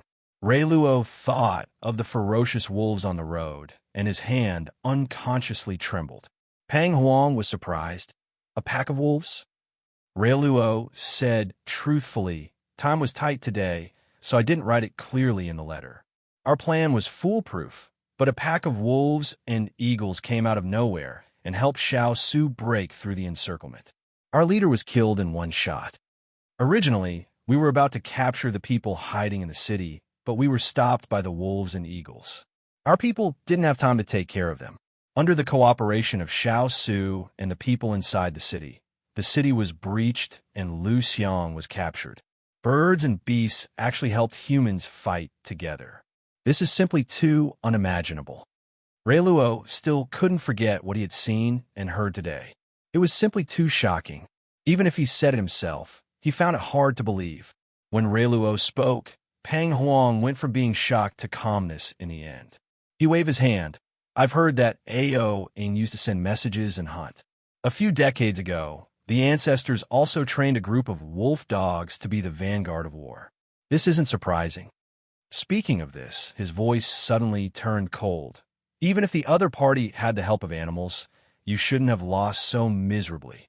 It must be that Lu Xiang and the others underestimated the enemy too much. Looking at the layout, if they scattered their people and missed the opportunity, they would definitely be able to kill them. You have really disappointed this prince." Rei Luo quickly knelt down. This subordinate knows his mistake. Pang Huang impatiently waved his hand for him to get up. "Things have already gotten to this point. One of you is injured, one dead, and one captured. This is enough to make this prince worried. Don't show off in front of this prince. Go and treat your injuries." Rei Luo accepted the order in fear and trepidation. At this moment, an aide named Qing Cheng stood beside Xiao Su. His appearance was nothing special, and he was the type that couldn't be found in a crowd. However, compared to the tall and mighty Southern Blue people, he was too short. His squinted eyes gave off a sinister feeling, as if he would be targeted and schemed against if he wasn't careful. "Your Highness, it's just Jiangning County. We don't have to care too much about it. When the time comes, we can come up with a plan to snatch it over." Qing Cheng's voice was low and hoarse. Pang Huang heard this and said, "This crown prince just feels that it is not worth sacrificing 20,000 soldiers and 2 capable generals." Qing Cheng sneered.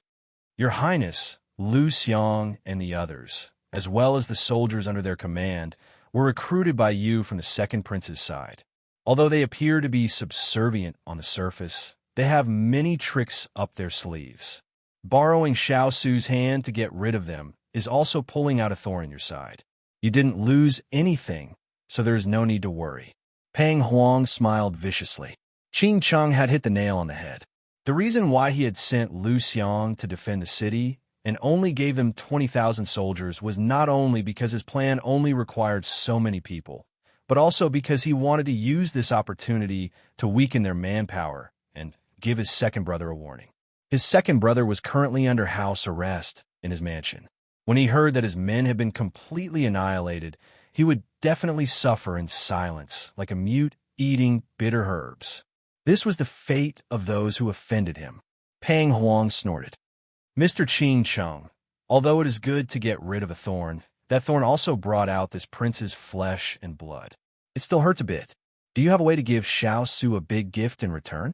The reason why Qing Cheng stepped forward was because he already had a plan. "Your Highness, Jiangning County is vast and sparsely populated, but is surrounded by mountains. The citizens only have one source of water, which is Jiangning River. This one feels that we can do something about it and set a trap while we are at it." Pang Huang understood immediately and laughed heartily. As expected of this prince's strategist, you really hit the nail on the head. If you can delay Xiao Su and ruthlessly defeat him, then this prince will reward you handsomely. Then please wait and see. Your Highness, Qing Cheng said confidently. His shifty eyes flashed with a sinister light. Late at night, several black-clothed men silently leaped upstream of Jiangning River. Seeing that there was no one around, they took out a bottle and poured it into the river. A purplish-black liquid flowed out of the bottle and into the river, disappearing in an instant. Seeing that they had succeeded, they put away the bottle and then disappeared in a few flashes. Early in the morning, Chu Qingyan was woken up by the cries of Bai Yutong and the others. She got up with a head of messy hair and helplessly cursed in her heart. These fellows even took over the work of crowing roosters. They were treating themselves more and more like domesticated dogs. After getting up and changing her clothes, she planned to brush her teeth and wash up. Suddenly, she remembered that Xining wasn't by her side, and those men wouldn't prepare these things for her. She couldn't help but pat her head and walk outside. It seemed like she had to rely on herself. As soon as she walked out, several snow wolves ran over and happily said good morning. Chu Qingyan face-palmed. If it weren't for you fellows disturbing me, I wouldn't have gotten up before dawn. Forget it, I won't bicker with them. Let's go, big sister will take you out for a stroll. Chu Qingyan led them out of the residence. She wanted to see what the town looked like after they had reclaimed it. Early in the morning, many women came out to fetch water and wash clothes. Not far away, there were soldiers helping to repair the houses. Chu Qingyan looked at the people coming and going with smiles. She couldn't help but smile. Although the houses were burned down and things were smashed, with their own people protecting them, the pain of the past would not be so deep. For the people, the country's strength was strong and let them live and work in peace. This was what they looked forward to. And Big Ice Cube and the soldiers he led gave them a sense of security so that they would no longer be frightened. A person's charm sometimes lay in the steadiness and reliability he showed under the responsibility he bore. And Big Ice Cube was the same. This feeling of glory continued until Chu Qingyan walked in front of a tofu pudding vendor. "Boss, please give me 4 bowls of soy milk and 4 youtiao." Chu Qingyan ordered. Under Bai Yutong's gentle tug, she added 3 more youtiao. "These are the wolf heroes, right?" The old vendor looked at Bai Yutong and the others in surprise. As he spoke, several people surrounded them. Chu Qingyan touched her head, not knowing how to answer. Overnight, her family became internet celebrities. The internet celebrities licked their fur, looking ignorant and adorable. How how. Translation, "Boss, hurry up with our youtiao, the wolves are starving." At this moment, someone suddenly screamed. "Come quickly," Aunt Shun fainted. Chapter 9:18. This exclamation caught Chu Qingyan's attention. At this moment, many commoners had already gathered around. Chu Qingyan walked over. When the crowd saw her, they opened up a path for her. Chu Qingyan nodded gratefully. Then, she saw Aunt Shun lying on the ground. Her eyes were tightly shut, her lips were pale, and she was foaming at the mouth. Did she faint because she was too tired? A commoner at the side guessed. Chu Qingyan observed her for a moment and reached out to check her breathing. When she found that she was still breathing, she said, "Carry her to the prefectural governor's residence and find a doctor called Cheng Yanluo. She will help treat her." Okay. Thank you, little brother Chu." The onlookers immediately carried Aunt Shin away. Chu Qingyan looked in the direction where the crowd left and couldn't help but rub her nose. It was really surprising that everyone knew her surname. At this moment, Bai Yutong and the rest were already impatient and wanted to go eat breakfast. Chu Qingyan smiled and brought them back to the tofu stall to sit down and wait quietly. "Soy milk and youtiao here. Little brother Chu and the other heroes, please enjoy," the old man said kindly. Chu Qingyan nodded in thanks and prepared to set the bowls for them. She thought to herself that she should buy the bowls that glutinous rice ball and the rest had drunk from. After all, humans and wolves were different. Just as glutinous rice ball and the rest were about to pounce forward to eat, the old man walked back to the stall and suddenly swayed and collapsed. "Uncle!" Chu Qingyan felt a black shadow pass by as she immediately raised her head and cried out in alarm. She had just stood up to help the old man up when she saw the commoners who were eating at the next table also lying on the table, foaming at the mouth. A large group of people had collapsed in an instant. Moreover, their symptoms were similar to Aunt Shun's. What was going on? Was it mass poisoning? These 4 words floated over her head. "Little brother Chu, little brother Chu." Just as she was testing everyone's breathing, Fong Lu quickly ran over with his men. Fong Lu. Chu Qingyan stood up and frowned. Did something happen? Fong Lu nodded with a very serious expression. This morning, soldiers in the barracks fainted one after another. Following that, many commoners suddenly fainted in the city. The situation came so suddenly, Lord Ethereal and Miss Chung have already begun to examine them. But more and more people are fainting. The situation is getting out of control. His Highness ordered you to return to the residence immediately. Chu Qingyan's face changed. How could this be? Lord Kongling said that he might have been poisoned, but we'll have to wait for them to study the specifics before making a conclusion, Fong Lu replied. Chu Qingyan calmed herself down and scanned the surroundings of the tofu stall. Her eyes flashed as she said, Fong Lu, pass down the order. Tell the citizens in the city and the soldiers in the barracks not to touch food or water from this moment onwards. If anyone has eaten or drunk anything since this morning, make sure to record it down. Tell them to stay around the residence in case there is no one around when the poison takes effect. Yes, this subordinate understands. Ever since the battle in Jiangning County, Fong Lu had recognized her abilities and admired her from the bottom of his heart. At this time, he had forgotten that she did not have any official position. He was the general. When he heard her calm orders, he naturally obeyed.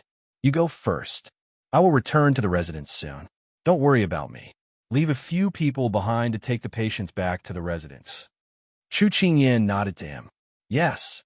Seeing Fong Lu hastily leave with his men, Chu Qingyan planned to go back. But when she took a step, she suddenly remembered something. She immediately turned to look at the 3 bowls of soy milk on the ground. They had all been finished, and the 3 in front of her were still licking their lips as if they had not had enough. Chu Qingyan's mind exploded. She face-palmed. It's over. These 3 were probably poison as well. She did not dare to delay any longer. Taking the 3 with her, she immediately rushed to the residence. However, when she passed through the alley, the scene she saw made her very shocked. There were countless people lying around the residence. There were soldiers, citizens, old and young, all of them crying out in pain. When she appeared, Hualing ran in front of her and put his hands together in prayer. It's a good thing that the Bodhisattva is protecting us. The little princess is fine.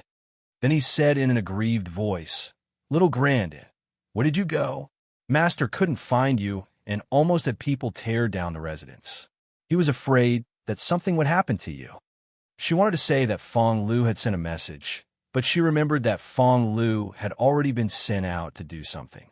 She couldn't help changing the topic with a guilty conscience. Is there anything wrong with His Highness? His Highness was busy with work today and did not have time to eat, so he was not poisoned. However, Turin and the other brothers have already been poisoned. Hualing said in a happy and sad voice. Chu Qingyan let out a sigh of relief, but she quickly raised it again. You mean that it's already confirmed that he was poisoned? Hualing quickly signaled for her to speak softly. Little Grand, do you want everyone to know and cause panic? Chu Qingyan immediately covered her mouth. Great aunt, you should first walk around in front of Master and let Master feel at ease. Hualing urged. For this pair of masters, he had worried quite a bit as a subordinate. Chu Qingyan silently cursed in her heart. Her family's big ice cube was not someone who could not distinguish right from wrong and only cared about love. However, she did have something important to discuss with Big Ice Cube right now. She did not have time to talk to Hualing as she quickly headed to the conference hall. When she entered the conference hall, it was already filled with people. At this time, they were all anxiously giving reports. Your Highness, when we were counting just now, we found that over 300 soldiers were unconscious for being poisoned. Close to 10,000 soldiers have eaten food and are already a bit unconscious. Your Highness, there are more and more citizens coming to seek medical treatment. They have filled several alleys and are spreading far and wide. Chu Qingyan walked in and could feel the heavy atmosphere in the room. The current situation was becoming more and more serious. Fellow soldiers, what suggestions do you have? Xiao Su looked at the person who came in from outside and the dense color in his eyes became a bit lighter.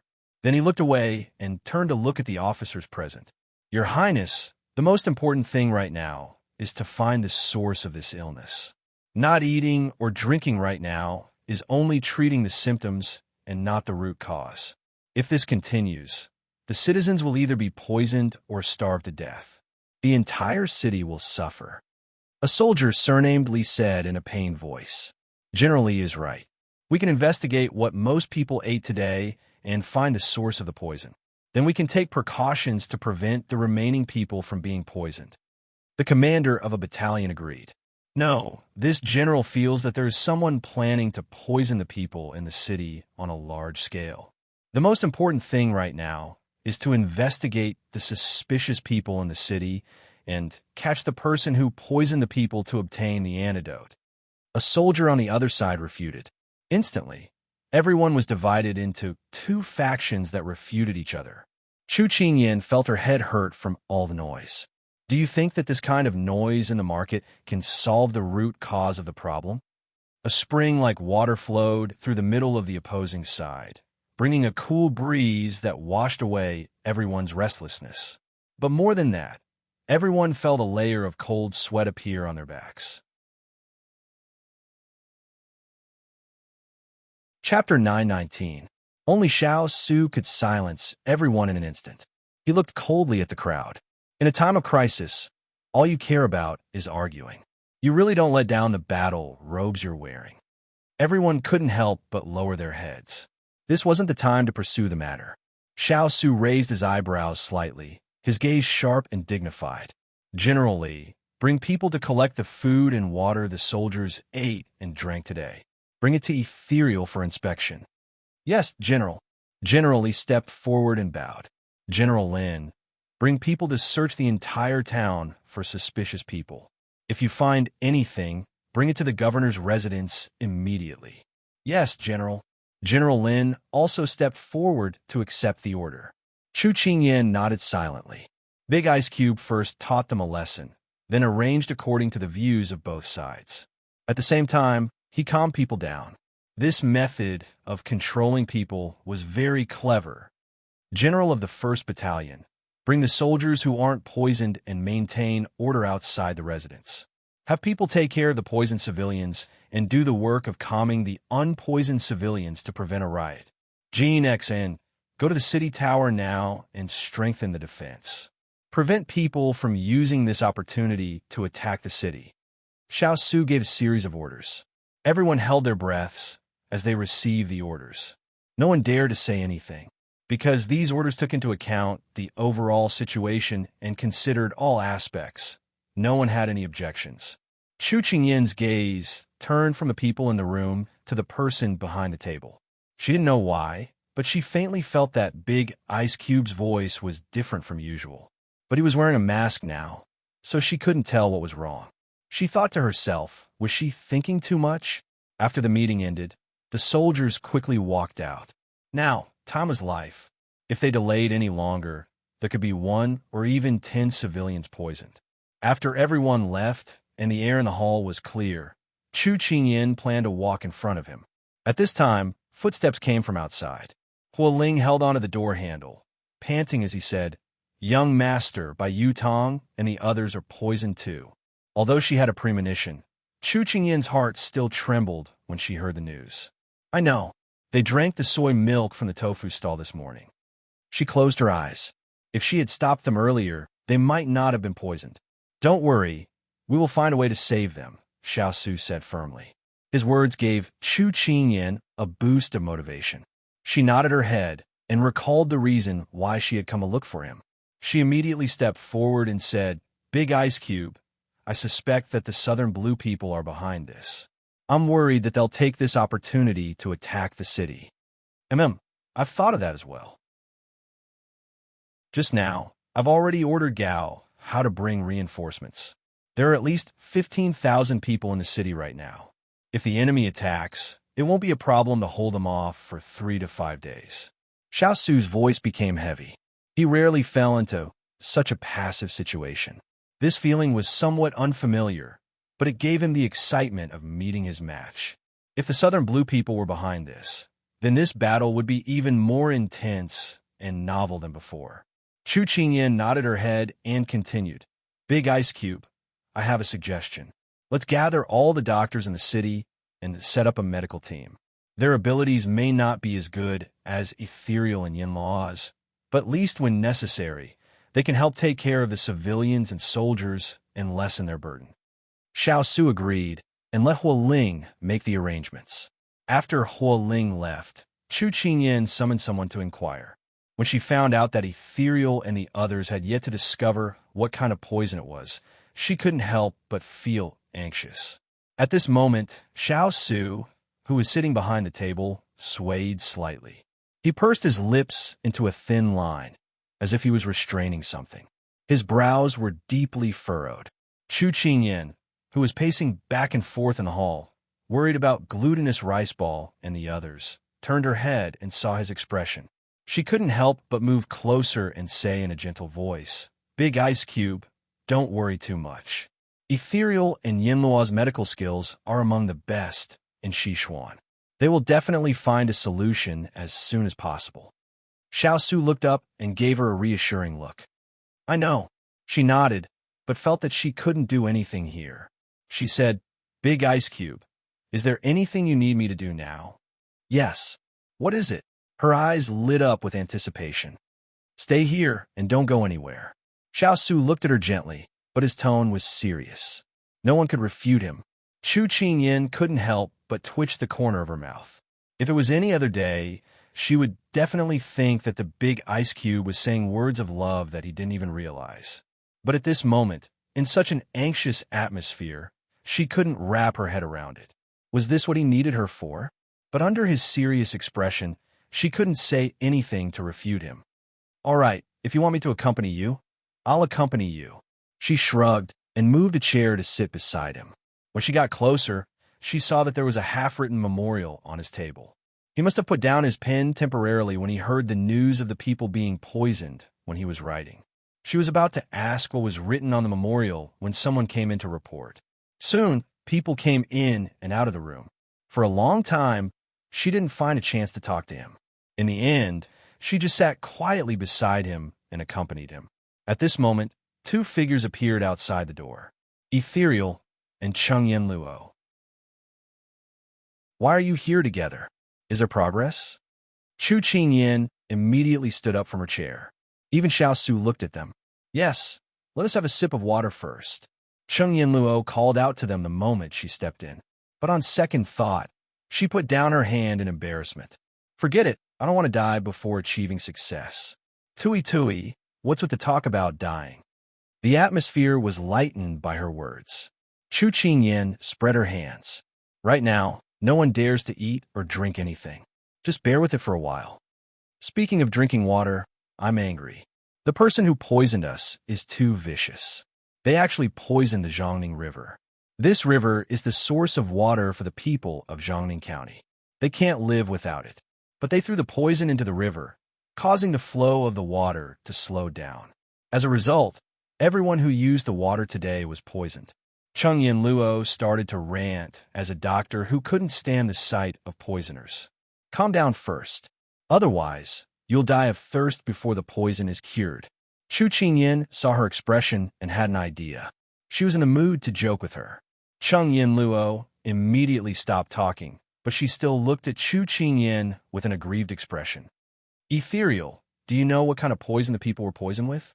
Xiao Su looked at the reliable Ethereal and asked. Ethereal was as reliable as ever. The poison is called Luo Sha. This poison comes from Nansong and is very rare. This is also why we only came to this conclusion after studying it for so long. Chapter 920. Luo Sha. Chu Qingyan had never heard of this name before. She was at a loss, but when she heard that the poison came from Nansong, she flared up. Nansong really can't afford to lose.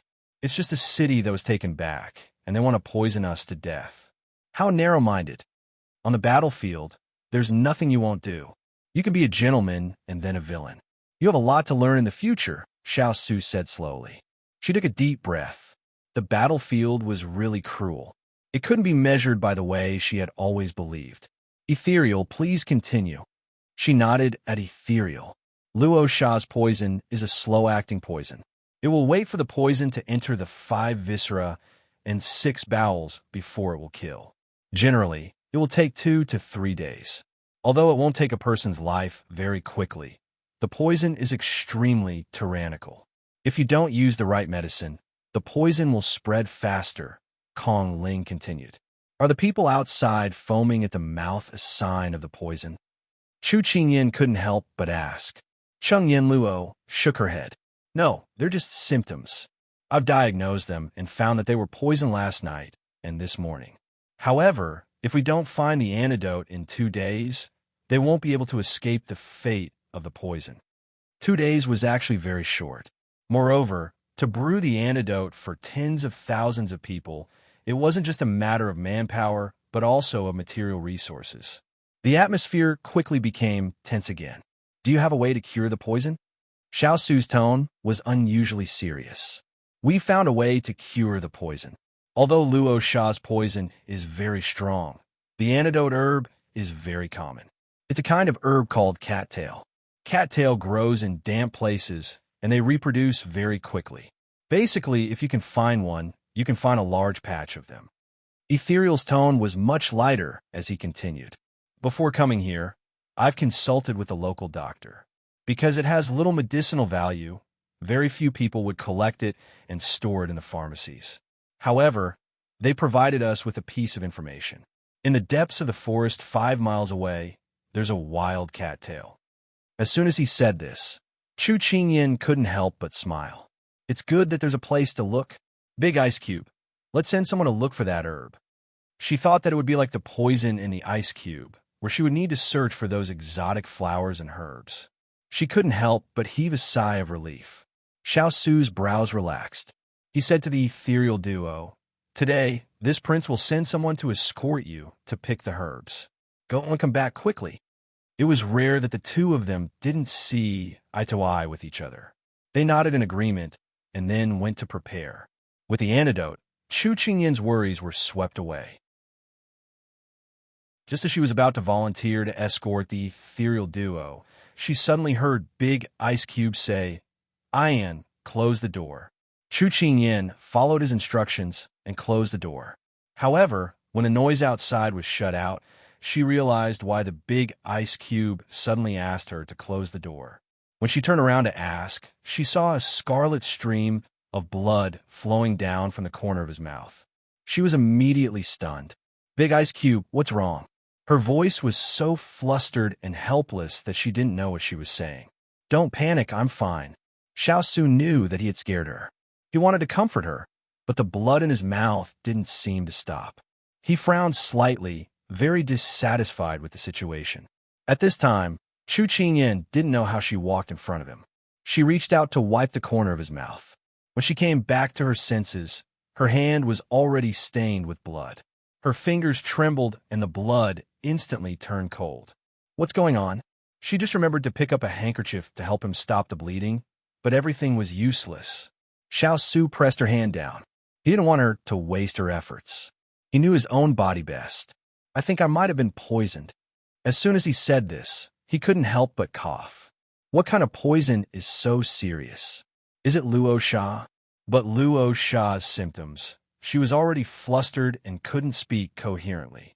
Xiao Su held her hand and transmitted the warmth of his palm to her, indicating that she shouldn't panic. It should be Luo Sha. I drank a cup of tea this morning. The water was the same as the water used by the soldiers. When I noticed that something was wrong, it was already too late. So you used your internal energy to suppress the poison? When he said this, she had already guessed it. She bit her lip, and her voice unconsciously became sobbing. He took a deep breath, as if he was restraining himself. Then he looked at her eyes gently and said slowly, Ian, you know anyone in this city can fall, but I can't. But Big Ice Cube, if he can't suppress the poison, it will cause the poison to spread faster in his body. Do you know that? She shook her head. Her voice was choked with sobs, but she still tried to lower her voice. She was afraid that people would hear and panic. Since Big Ice Cube chose to do this, then she couldn't let him fail. But there's no other way, right? Xiao Su gently rubbed the back of her hand, comforting her emotions. He didn't care about the smell of rust and blood in his throat. Chu Qingyan took a deep breath and looked at him without saying a word. I am their faith, their pillar, their leader, so I can't fall. I can only stabilize the situation and let them know that their faith, pillar, and leader is still standing. Only then will they have the confidence to fight against this disaster, Xiao Su said as his lips hooked up. It was like a plum blossom under the spring snow, cold and beautiful. Although she didn't agree with what he did, she had to admit that there was no other way. Big Ice Cube, my heart aches for you. At the same time, I hate myself for being useless. She leaned over and hugged him. She closed her eyes, and her face was filled with pain. You being by my side is my biggest motivation, Xiao Su said with a faint smile. Big Ice Cube, don't comfort me. She quickly straightened up, and the pain on her face disappeared as if it never existed. Now, I'll let Ethereal take a look at you. Don't interfere with what happens next. Her voice was firm and resolute. Xiao Su couldn't help but obediently shut his mouth. It could also be said that what he said just now had consumed a lot of his energy. Right now, it was time for him to rest. Soon, Ethereal was called in. When he heard Chu Qingyan's explanation, he couldn't hide his shock and immediately went forward to take her pulse. His lips were tightly pursed. When he withdrew his hand, he didn't care about seniority and stared at her with raised eyebrows. Master, you're too reckless. This poison can't be suppressed by force. Now, it has already invaded your internal organs. This subordinate will prescribe you a medicine to temporarily control the poison. But if you don't get the antidote within a day, then, at this point, Kong Ling couldn't continue. She couldn't help but turn her back. Chu Qingyan heard this and clenched her fists. Her face was pale and bloodless. Chapter 921. Compared to Chu Qingyan and Ethereal's depressed and worried mood, the person involved was like an outsider, seemingly not taking it to heart.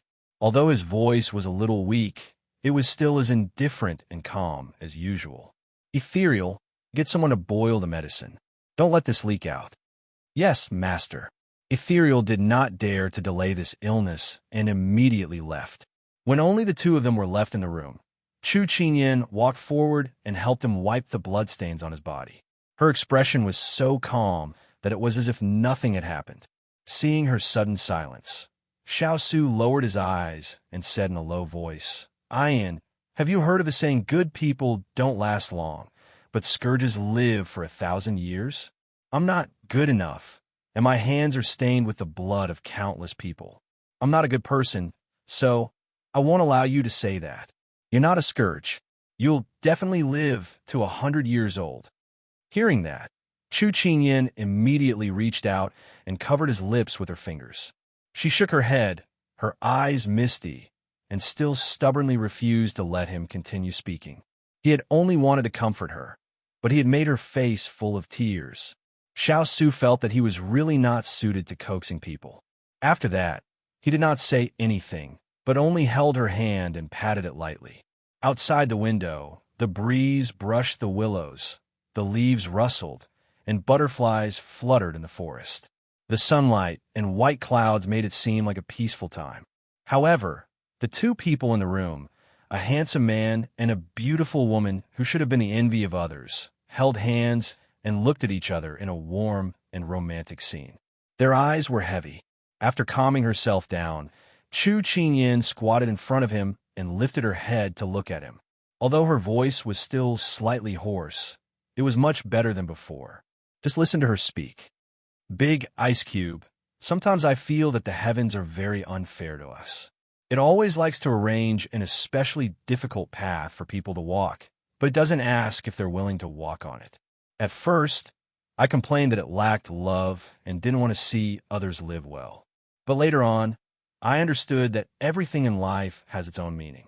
Perhaps if we think this way, our hearts will feel a little better. She spoke tirelessly with a sincere expression. Xiao Su looked at her dotingly, his limpid eyes sparkling as he encouraged her to continue speaking. Therefore, if God wants us to go through some difficult and seemingly insurmountable obstacles in order to obtain happiness, I am willing to accept this challenge. If I win, the harder it is in the beginning, the sweeter it will be in the end. If I unfortunately fail, it is fine. At most, I will live another life and be a hero again in 18 years. When she said that, the corners of her lips curled up slightly. She looked sweet and cute, as if she was saying something witty between lovers. Xiao was slightly stunned. His fingers subconsciously tightened, holding her hand firmly in his. If he won, he would live the rest of his life peacefully. If he lost, he would have to accept this failure, not fearing death, not fearing difficulty, as long as two people advance and retreat together. It's my honor. His eyes were filled with tenderness, determination, and relief. With such feelings, what more could she ask for? Soon, Ethereal brought in a decoction of decoction. To outsiders, she told them that Xiao had overworked himself and was taking medicine to nourish his body. After Xiao drank the decoction, he quickly fell asleep. Chu Qingyan arranged for someone to send him back to his room. Chu Qingyan sat by the bed and looked at his peaceful, sleeping face. She turned to Ethereal and asked, "How long will he sleep?" "This decoction has a strong sleep-inducing effect. He will wake up in 4 hours at the earliest. But after that, he will fall into a deep slumber. The main reason is to prevent the poison from spreading. In this way, he will be able to hold on until this time tomorrow," replied Ethereal. "When will Yin Luo and the others set off to gather medicinal herbs?" "In half an hour." "All right." Chu Qingyan nodded. "Ethereal, I hope you can stay in the residence for me to take care of His Highness. I'm afraid something will happen to him." "What do you mean?" asked Ethereal. She could tell that there was a hidden meaning in her words. "I plan to escort Yin Luo to the valley." Her tone was firm. Ethereal was surprised. "Young princess consort, didn't you just promise His Highness that you would help him take care of the situation? There's actually no use for me to stay here. His Highness has already made all the necessary arrangements. It doesn't make much difference if I stay here. You're a doctor, so you'll be able to deal with any sudden situations that arise in His Highness's body. At the same time, I need you to stay here. I'll be more at ease with you around." Chu Qingyan turned to look at the person on the bed. Her eyes were filled with a rare determination. "The person lying here is the person I cherish the most. I have to protect him personally if there's any chance of survival. Otherwise, I won't be able to sit still. This subordinate understands how you feel." Even though he knew that his master didn't want her to leave, Ethereal had already been persuaded by her. In terms of resourcefulness, other than his master, only the young princess consort was here. She should stay and take care of the situation. However, he selfishly hoped that she would be able to escort the antidote back. He heard that wild beasts roamed that place, and most people never returned. This way, his master's chances of survival would be greater. "All right, then I'll leave His Highness in your care." Chu Qingyan retracted her gaze. She didn't dare to take another look at the person on the bed. After solemnly entrusting him, she stood up and walked towards the door. "Young princess consort," Ethereal suddenly spoke. Chu Qingyan's hand was already on the door. She turned to look at him. "Do you have anything else to say? Please help this subordinate take care of Xiao. She's a little reckless. I'm afraid she'll be at a disadvantage." Ethereal looked away unnaturally. However, his voice was filled with eagerness. Chu Qingyan couldn't help but raise the corners of her lips. "All right." After leaving the room, Chu Qingyan quickly met up with Chang Yin Luo and the others. She tactfully declined Huo Ling, Feng Lu, and the others' offers. Moreover, she personally selected over 100 soldiers to head out of the city without delay. The moment Chu Qingyan and the others left the city, the Southern Song army received the news. "Your Highness the Crown Prince, Shi Xian has already ordered 100 soldiers to head towards the valley.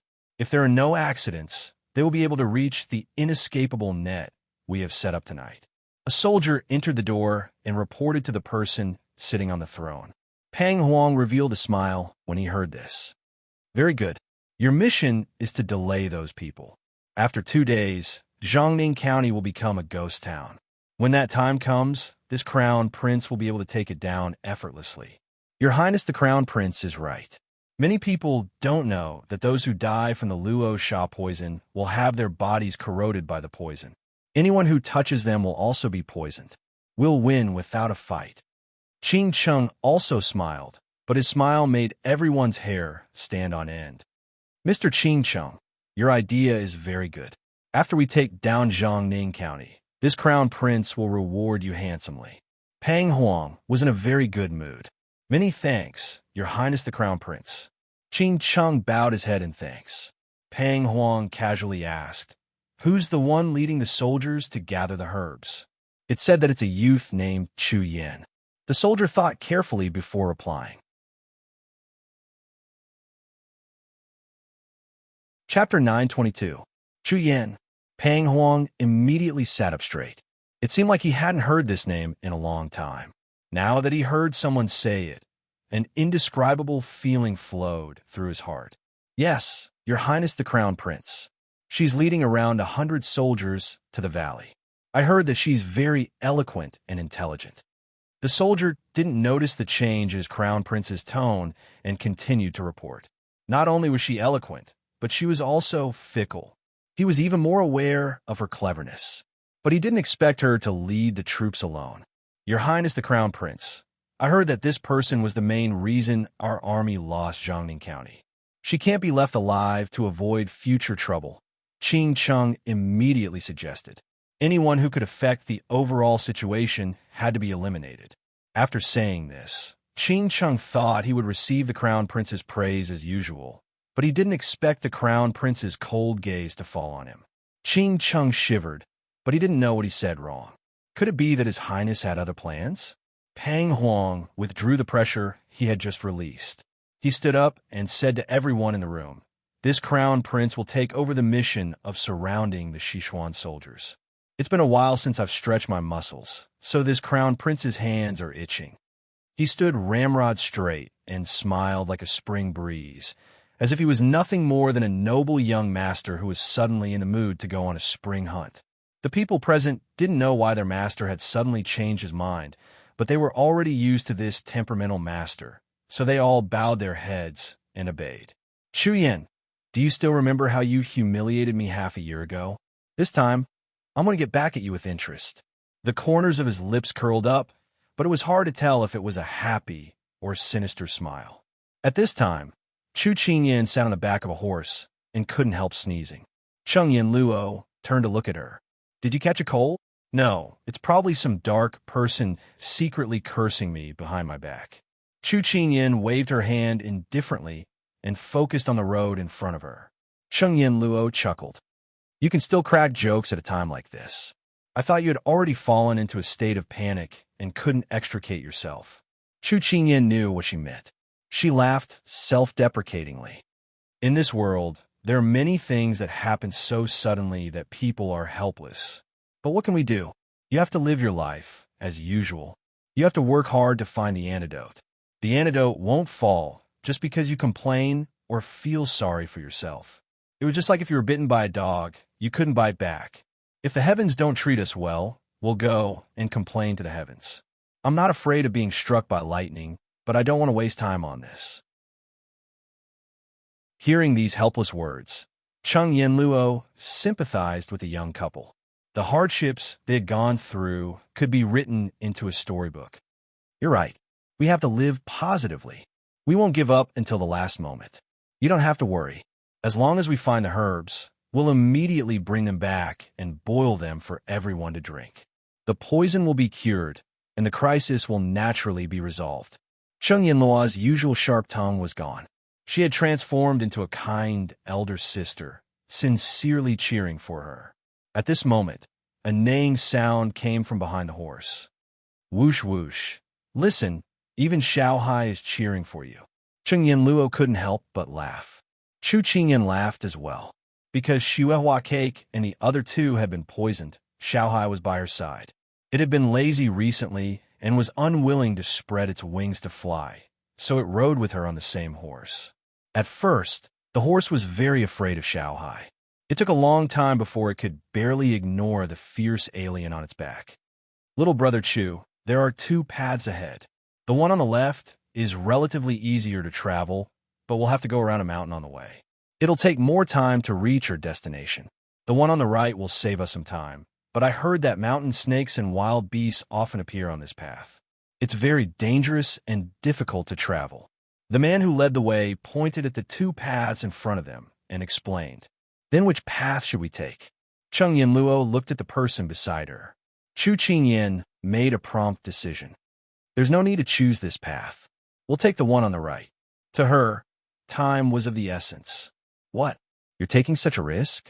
It'll only take us half a day if we take the left path. We'll still be able to make it back to the city in time. The man who led the way panicked and hurriedly explained. Although that was true, the extra half a day might cost Xiao Su his life. But Xiao Su's poisoning couldn't be told to outsiders. Chu Qingyan and Cheng Yinluo were bitter, but couldn't say anything. When a man saw that Chu Qingyan didn't seem to have changed her mind, he immediately stopped his horse and waved at her. I can't go to my death with you. I have elders and children to take care of. How about this? I'll tell you the path clearly, and you can memorize it. I won't go with you. As soon as she finished speaking, the man hurriedly explained everything and turned his horse around, preparing to return. However, without Chu Qingyan's orders, the soldiers behind him immediately drew their weapons and stopped him. When the man saw the sharp blades, he was so frightened that his eyes almost popped out of their sockets. How can you do this? We're also going to save the people of Jiangning County. You! Cheng Yinluo was cut off by Chu Qingyan before she could finish her sentence. Let him go. We won't force him. Chu Qingyan raised her hand, and the soldiers who were blocking the way retreated. The man who led the way immediately urged his horse to leave in a hurry. I've never seen such an ungrateful person. Who was it that saved them from danger? Who was it that protected them from being violated? Cheng Yinluo's resentment had yet to subside, and she continued to rant and rave. Yinluo, not everyone can put their country and country first in their hearts. Some people will succumb to the fear in their hearts. We can't be too harsh on others, or we'll be the ones suffering. Right now, it's more important for us to get down to business. Chu Qingyan immediately gave the order to head to the right. Cheng Yinluo glared hatefully in the direction the man had left. Without another word, she urged her horse to catch up with the people in front of her. Meanwhile, in the prefectural governor's estate, Xiao Su slowly woke up after the initial drug stupor. Ian, he opened his eyes with difficulty and called out. At this moment, a cup of water was handed to him. He drank a few mouthfuls before he could barely make out the person standing in front of him. He couldn't help but frown. Where's Ian? The cool water moistened his throat, and his voice wasn't as dry and hoarse as before.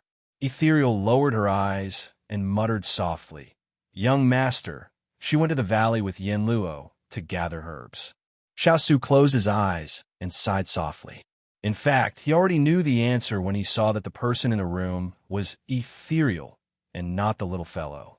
He suddenly coughed lightly, and fresh blood seeped out of the corner of his mouth. Chapter 923. Master, you can't have any mood swings. Otherwise, even this subordinate's medicine won't be able to suppress the Luo Sha poison. Ethereal saw this and immediately reminded him anxiously. It's fine. I know my own body well. The poison won't act up so easily.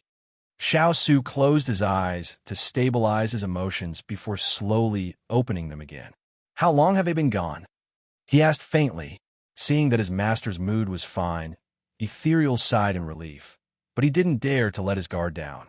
It's been more than 2 hours. Originally, you would only wake up after 4 hours. I didn't expect Master to wake up so early. His master's body had always been stronger than ordinary people. His injuries usually healed faster than ordinary people. Perhaps the poison really wouldn't spread so easily. How's the city? The number of poisoned people has increased by a few dozen. Fortunately, Fong Lu informed us in time. Now, the people don't dare to use the water from Jiangning River. The number of poisoned people has been controlled. As for the city defense, Jean Xin sent news that everything is calm and no enemy troops have been detected. Knowing that his master was worried about these things, Ethereal immediately told him everything without missing a word. After hearing this, Xiao Su's expression eased a little. If there were no accidents, they should be able to hold on until the little fellow and the others return. Seeing this, Ethereal relaxed a little. After thinking for a while, he opened the topic. Master, you don't have to worry. Although the poison is fierce this time, the antidote is very simple. As long as you get the herbs, all problems will be solved. Xiao Su nodded slightly. Kong Ling thought that if he talked about some relaxing topics, perhaps his master would not be so worried. So he continued to speak. Actually, speaking of which, the person who poisoned us is also quite foolish. They wanted to destroy our city, yet they chose such a simple poison as the antidote. Although the toxicity of this poison is extremely strong, as long as we send people to search for it, we will be able to detoxify it in less than 2 days. At that time, their efforts will be in vain. At this point, someone knocked on the door. Ethereal walked over. When he returned, he had a bowl of medicine in his hand. Master, this medicine has the effect of calming the nerves. It has the effect of controlling the poison in your body. I will put it at the head of your bed. You can drink it when it's cold. I will go and treat a few of the newly poisoned people. Seeing that his master more or less listened to what he just said, Ethereal put down the medicine and left. When the door was closed again, Xiao Su reached for the bowl. Just as he was about to drink it, his hand suddenly. Choose a simple poison? 2 days? Failure at the end? Oh no, this is a trick to lure the enemy. Ayin is in danger. Xiao Su raised his eyebrows and was about to call for help. Men! Just as he spoke, the blood in his chest surged, and he spat out a mouthful of black blood. The bowl in his hand to him. He didn't have the strength to speak again. He could only watch as the bed veil above his head moved further and further away from him.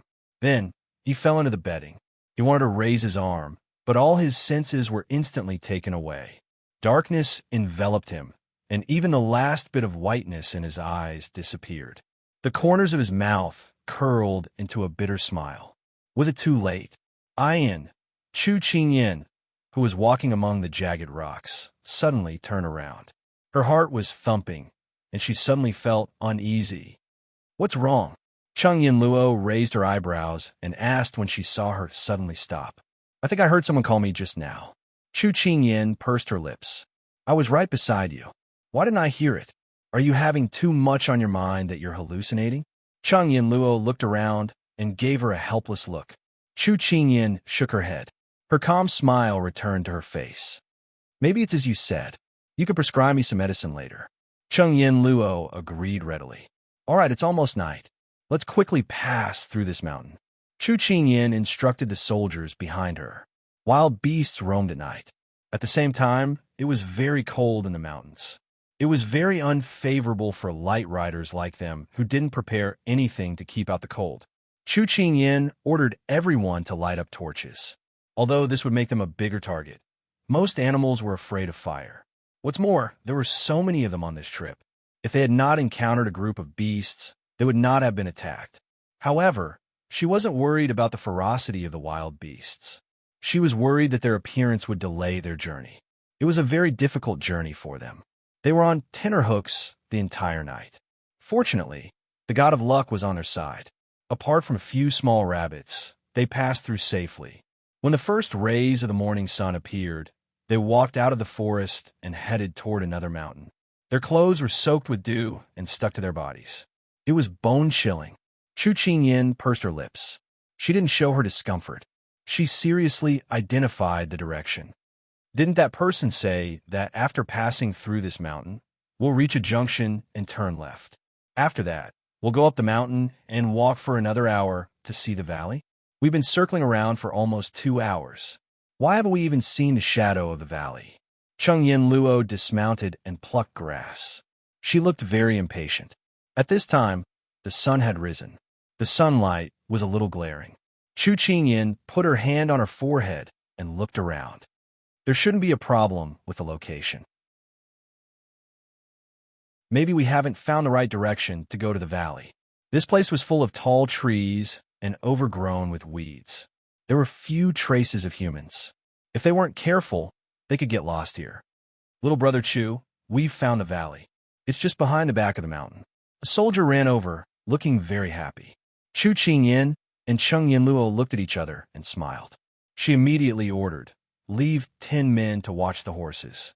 The rest of you, carry the baskets and follow me." The road ahead was difficult, so she decided to abandon the horses.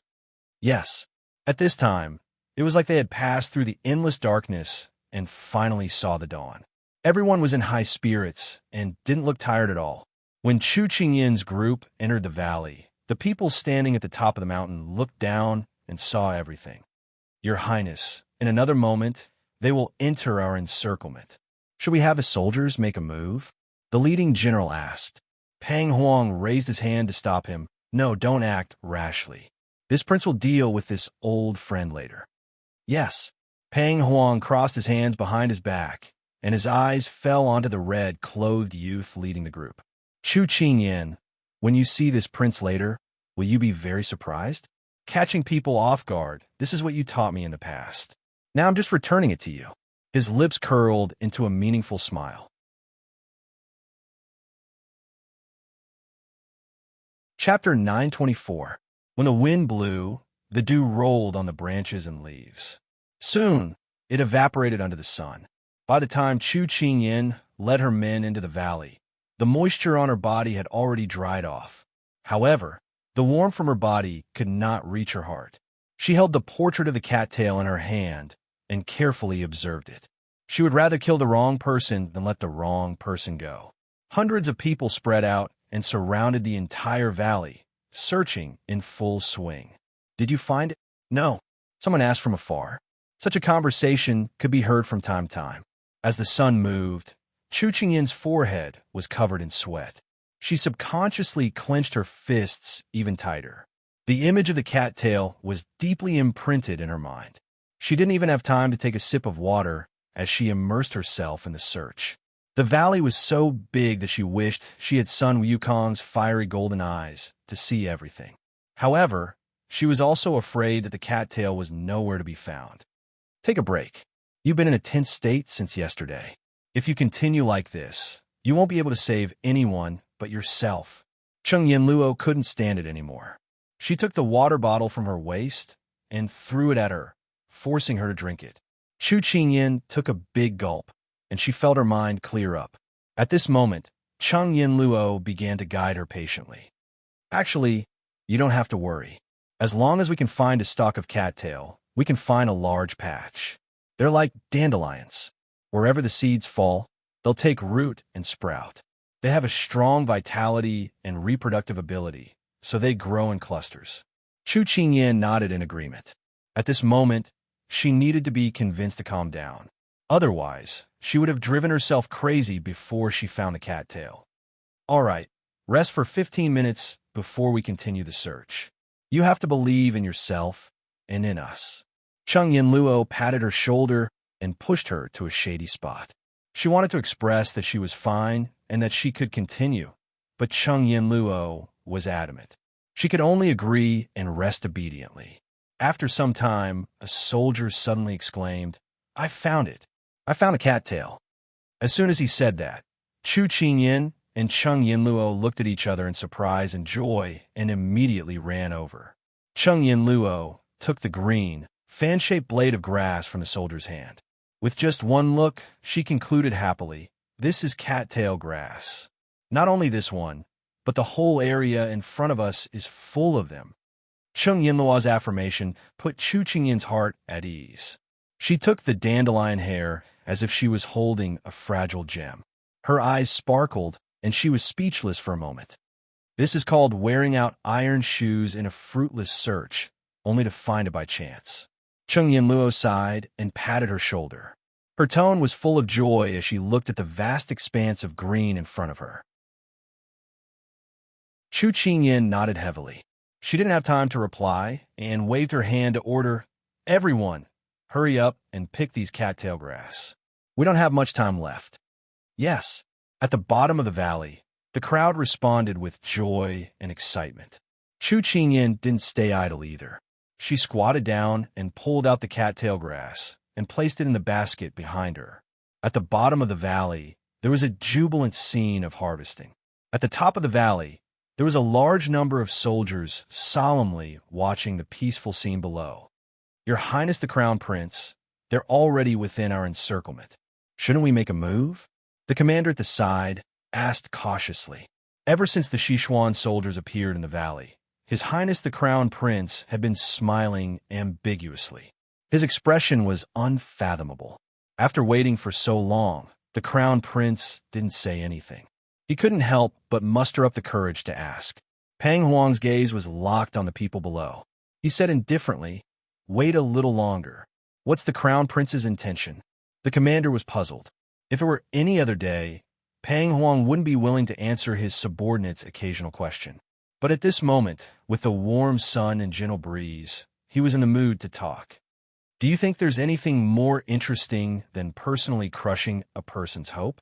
This Crown Prince wants them to experience the sadness and despair of not being able to send the herbs they've painstakingly picked to Jiangning County. Pang Huang said each word with a smile, but it made the people bathed in the sun feel a cold wind blow from behind them. The commander swallowed with difficulty and agreed. When using troops, attacking the heart is the best. It's Your Highness the Crown Prince who is the best strategist, taking the hearts of people into consideration. Pang Huang chuckled, but his voice was filled with iron. Commander Xiao, you're thinking too much. This Crown Prince just doesn't want a certain person down there to have an easy time. Captain Xiao was stunned for a moment. Then he smiled and secretly wiped the sweat off his face behind Pang Huang's back. The Crown Prince was indeed as unpredictable as the rumors said. He often did things according to his preferences. Otherwise, he wouldn't have treated the war between the two countries as a child's play. Pang Huang looked down from above. His eyes locked onto Chu Qingyan, who was focused on picking herbs. He narrowed his eyes and looked over her without leaving a trace. The few times he had seen her before, she always had a carefree or quick-witted appearance. He thought that this kind of woman was simple-minded and didn't know how to worry, but the moment she stepped into the valley, he saw the unconcealable anxiety in her eyes. Her thin eyebrows knitted together, making him feel a kind of emotion called worry. It wasn't that he hadn't seen this kind of emotion before, but he thought it would never appear on her. Now that it had appeared, it made him even more surprised. For Xiao Su, no matter how calm she was, she had actually broken through. This feeling made Pang Huang's heart feel a bit uncomfortable. Although this feeling was inexplicable, he still felt uncomfortable. He was a Southern Blue person, and the people of the Southern Blue dared to love and hate. They didn't hide their emotions, so he followed the protest in his heart. So, he wanted to see if she would show any other emotions other than calmness and worry. Moreover, it was because of him.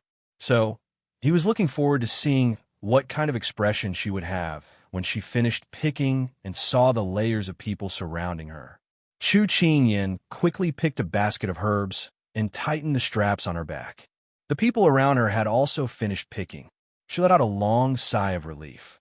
Just as she was about to give the order to return, she felt that the wind in the valley seemed to have become a bit colder. She couldn't help but raise her head and look up along the strange, craggy cliff. However, she only saw a dense and lush forest. "What are you looking at?" Chung Yin Luo came over with a basket on her back and asked with a smile. "Nothing, let's go." Chu Qingyan smiled at her with a relaxed expression. "Okay." Just as the group was about to return to the path they came from, a sudden gust of wind blew violently. Amidst the rustling of the grass, they seemed to hear the sound of thunderous footsteps.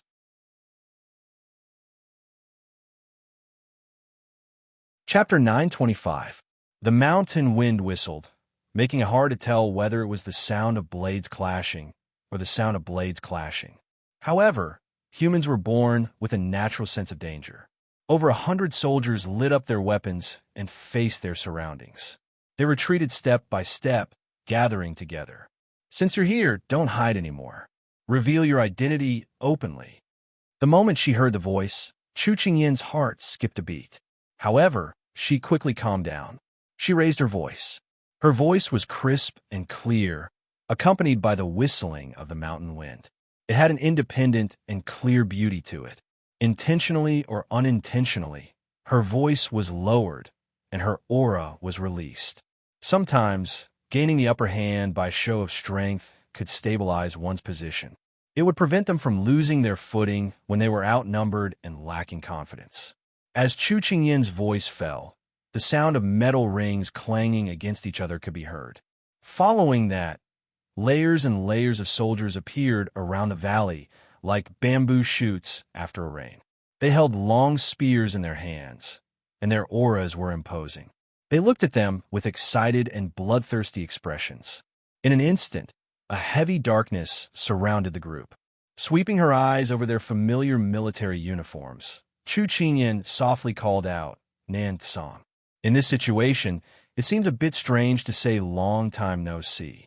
However, this crown prince feels that in this kind of scene where old friends meet, this greeting can't be missing. Chu Qinyin, long time no see. Just as Chu Qinyin was observing the surrounding terrain and the soldiers surrounding them, a voice came from the mountain valley's exit. The tone was very leisurely and carefree. As soon as the voice came out, it was blown away by the mountain wind, making it impossible to recognize the original voice. At this time, if it was in a different place, it would definitely make people think that it was some family's young master coming out for a walk and meeting an old friend. Unfortunately, this place wasn't a place where people would be in the mood to sing a song or recite a poem. Chu Qinyin turned around and looked towards the mountain valley's exit. A blue figure walked out unhurriedly from the path that Nan Songbing had opened up. Cloud patterns dyed his sleeves and extended to the hem of his long gown. His gown fluttered in the wind, giving off a natural and unrestrained feeling. However, when Chu Qinyin got used to the light at the exit and saw the person's face, she sucked in a breath of cold air. His skin was bronze-colored, and his figure was tall and burly. His phoenix eyes were majestic, and just by standing there without moving, he gave off an awe-inspiring aura. She was stunned. This person was actually Pang Huang, the southern Blue Crown Prince who she had fought twice in the Fuli mountain range half a year ago. He was also the commander of the Southern Blue Army. Should I be glad or unlucky that my opponent is actually you? Chu Qinyin curled her lips into a smile, as if she was teasing him, but also as if she was mocking herself. Other than a moment of surprise, there was no other expression on her face. Pang Huang looked at her from 10 steps away. From afar, she looked like a scenery, but up close she was like a painting. She had the same red gown, the same hairstyle, and the same appearance. However, he didn't know why, but he felt that she had changed a lot in this short half a year. It was just that it was hard to see with his eyes. Pang Huang looked into her bright and clear eyes, and his gaze flickered. I don't know if I should be glad or unlucky. You don't seem to be too happy to see me. Do you think that at this moment, when two armies are facing each other and drawing their swords, I'd be happy to see you? Chu Qinyin laughed lightly, but the smile on her lips didn't reach her eyes. Pang Huang pondered for a moment. Just when everyone thought that he was thinking of some bad idea, they all went on guard. However, they heard him say, "Do you mean that if we were in a place where there are no outsiders, you'd be willing to sit down and chat with me? You think too highly of yourself." Cheng Yinluo impatiently glared at the person in front of her. "What do you want? If you want to kill or chop, just say the word and we'll accompany you. Don't block our way with your burly appearance and talk about romance." "I'm sorry, but we don't have time for that." Cheng Yinluo's words greatly displeased the soldiers behind Pang Huang. They were about to raise their swords at her, but Pang Huang raised his hand to stop them. They reluctantly retreated. At this moment, Pang Huang's gaze landed on Cheng Yinluo. He smiled. "I thought that we Nansong people were valiant, while the Sichuan people were thin and slender. Today, I see that your country isn't just like that. I'll take that as a compliment. I won't stand on ceremony and accept it. However, that's a separate matter. I won't be fooled by your flowery words." Cheng Yinluo snorted and retorted sarcastically. Cheng Yinluo's scolding was truly satisfying.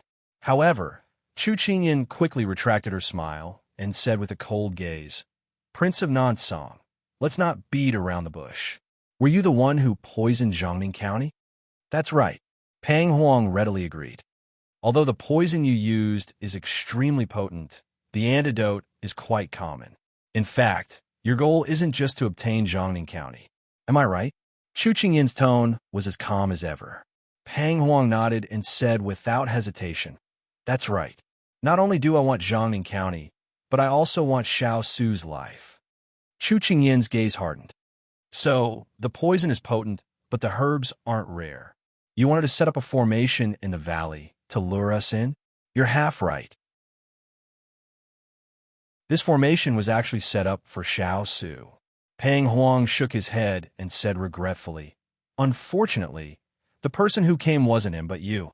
Therefore, you'll die in his place." Although his tone was regretful, his expression didn't betray his feelings. Instead, Pang Huang looked at her with great interest, as if he was looking at a delicious piece of meat.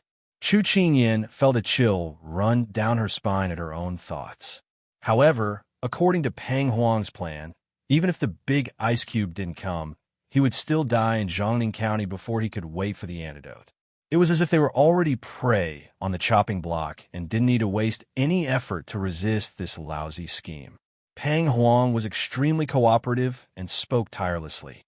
"However, it doesn't matter who comes, because even the best doctor in Sichuan wouldn't know that once the Luo Sha poison flares up, it will infect everyone who touches him.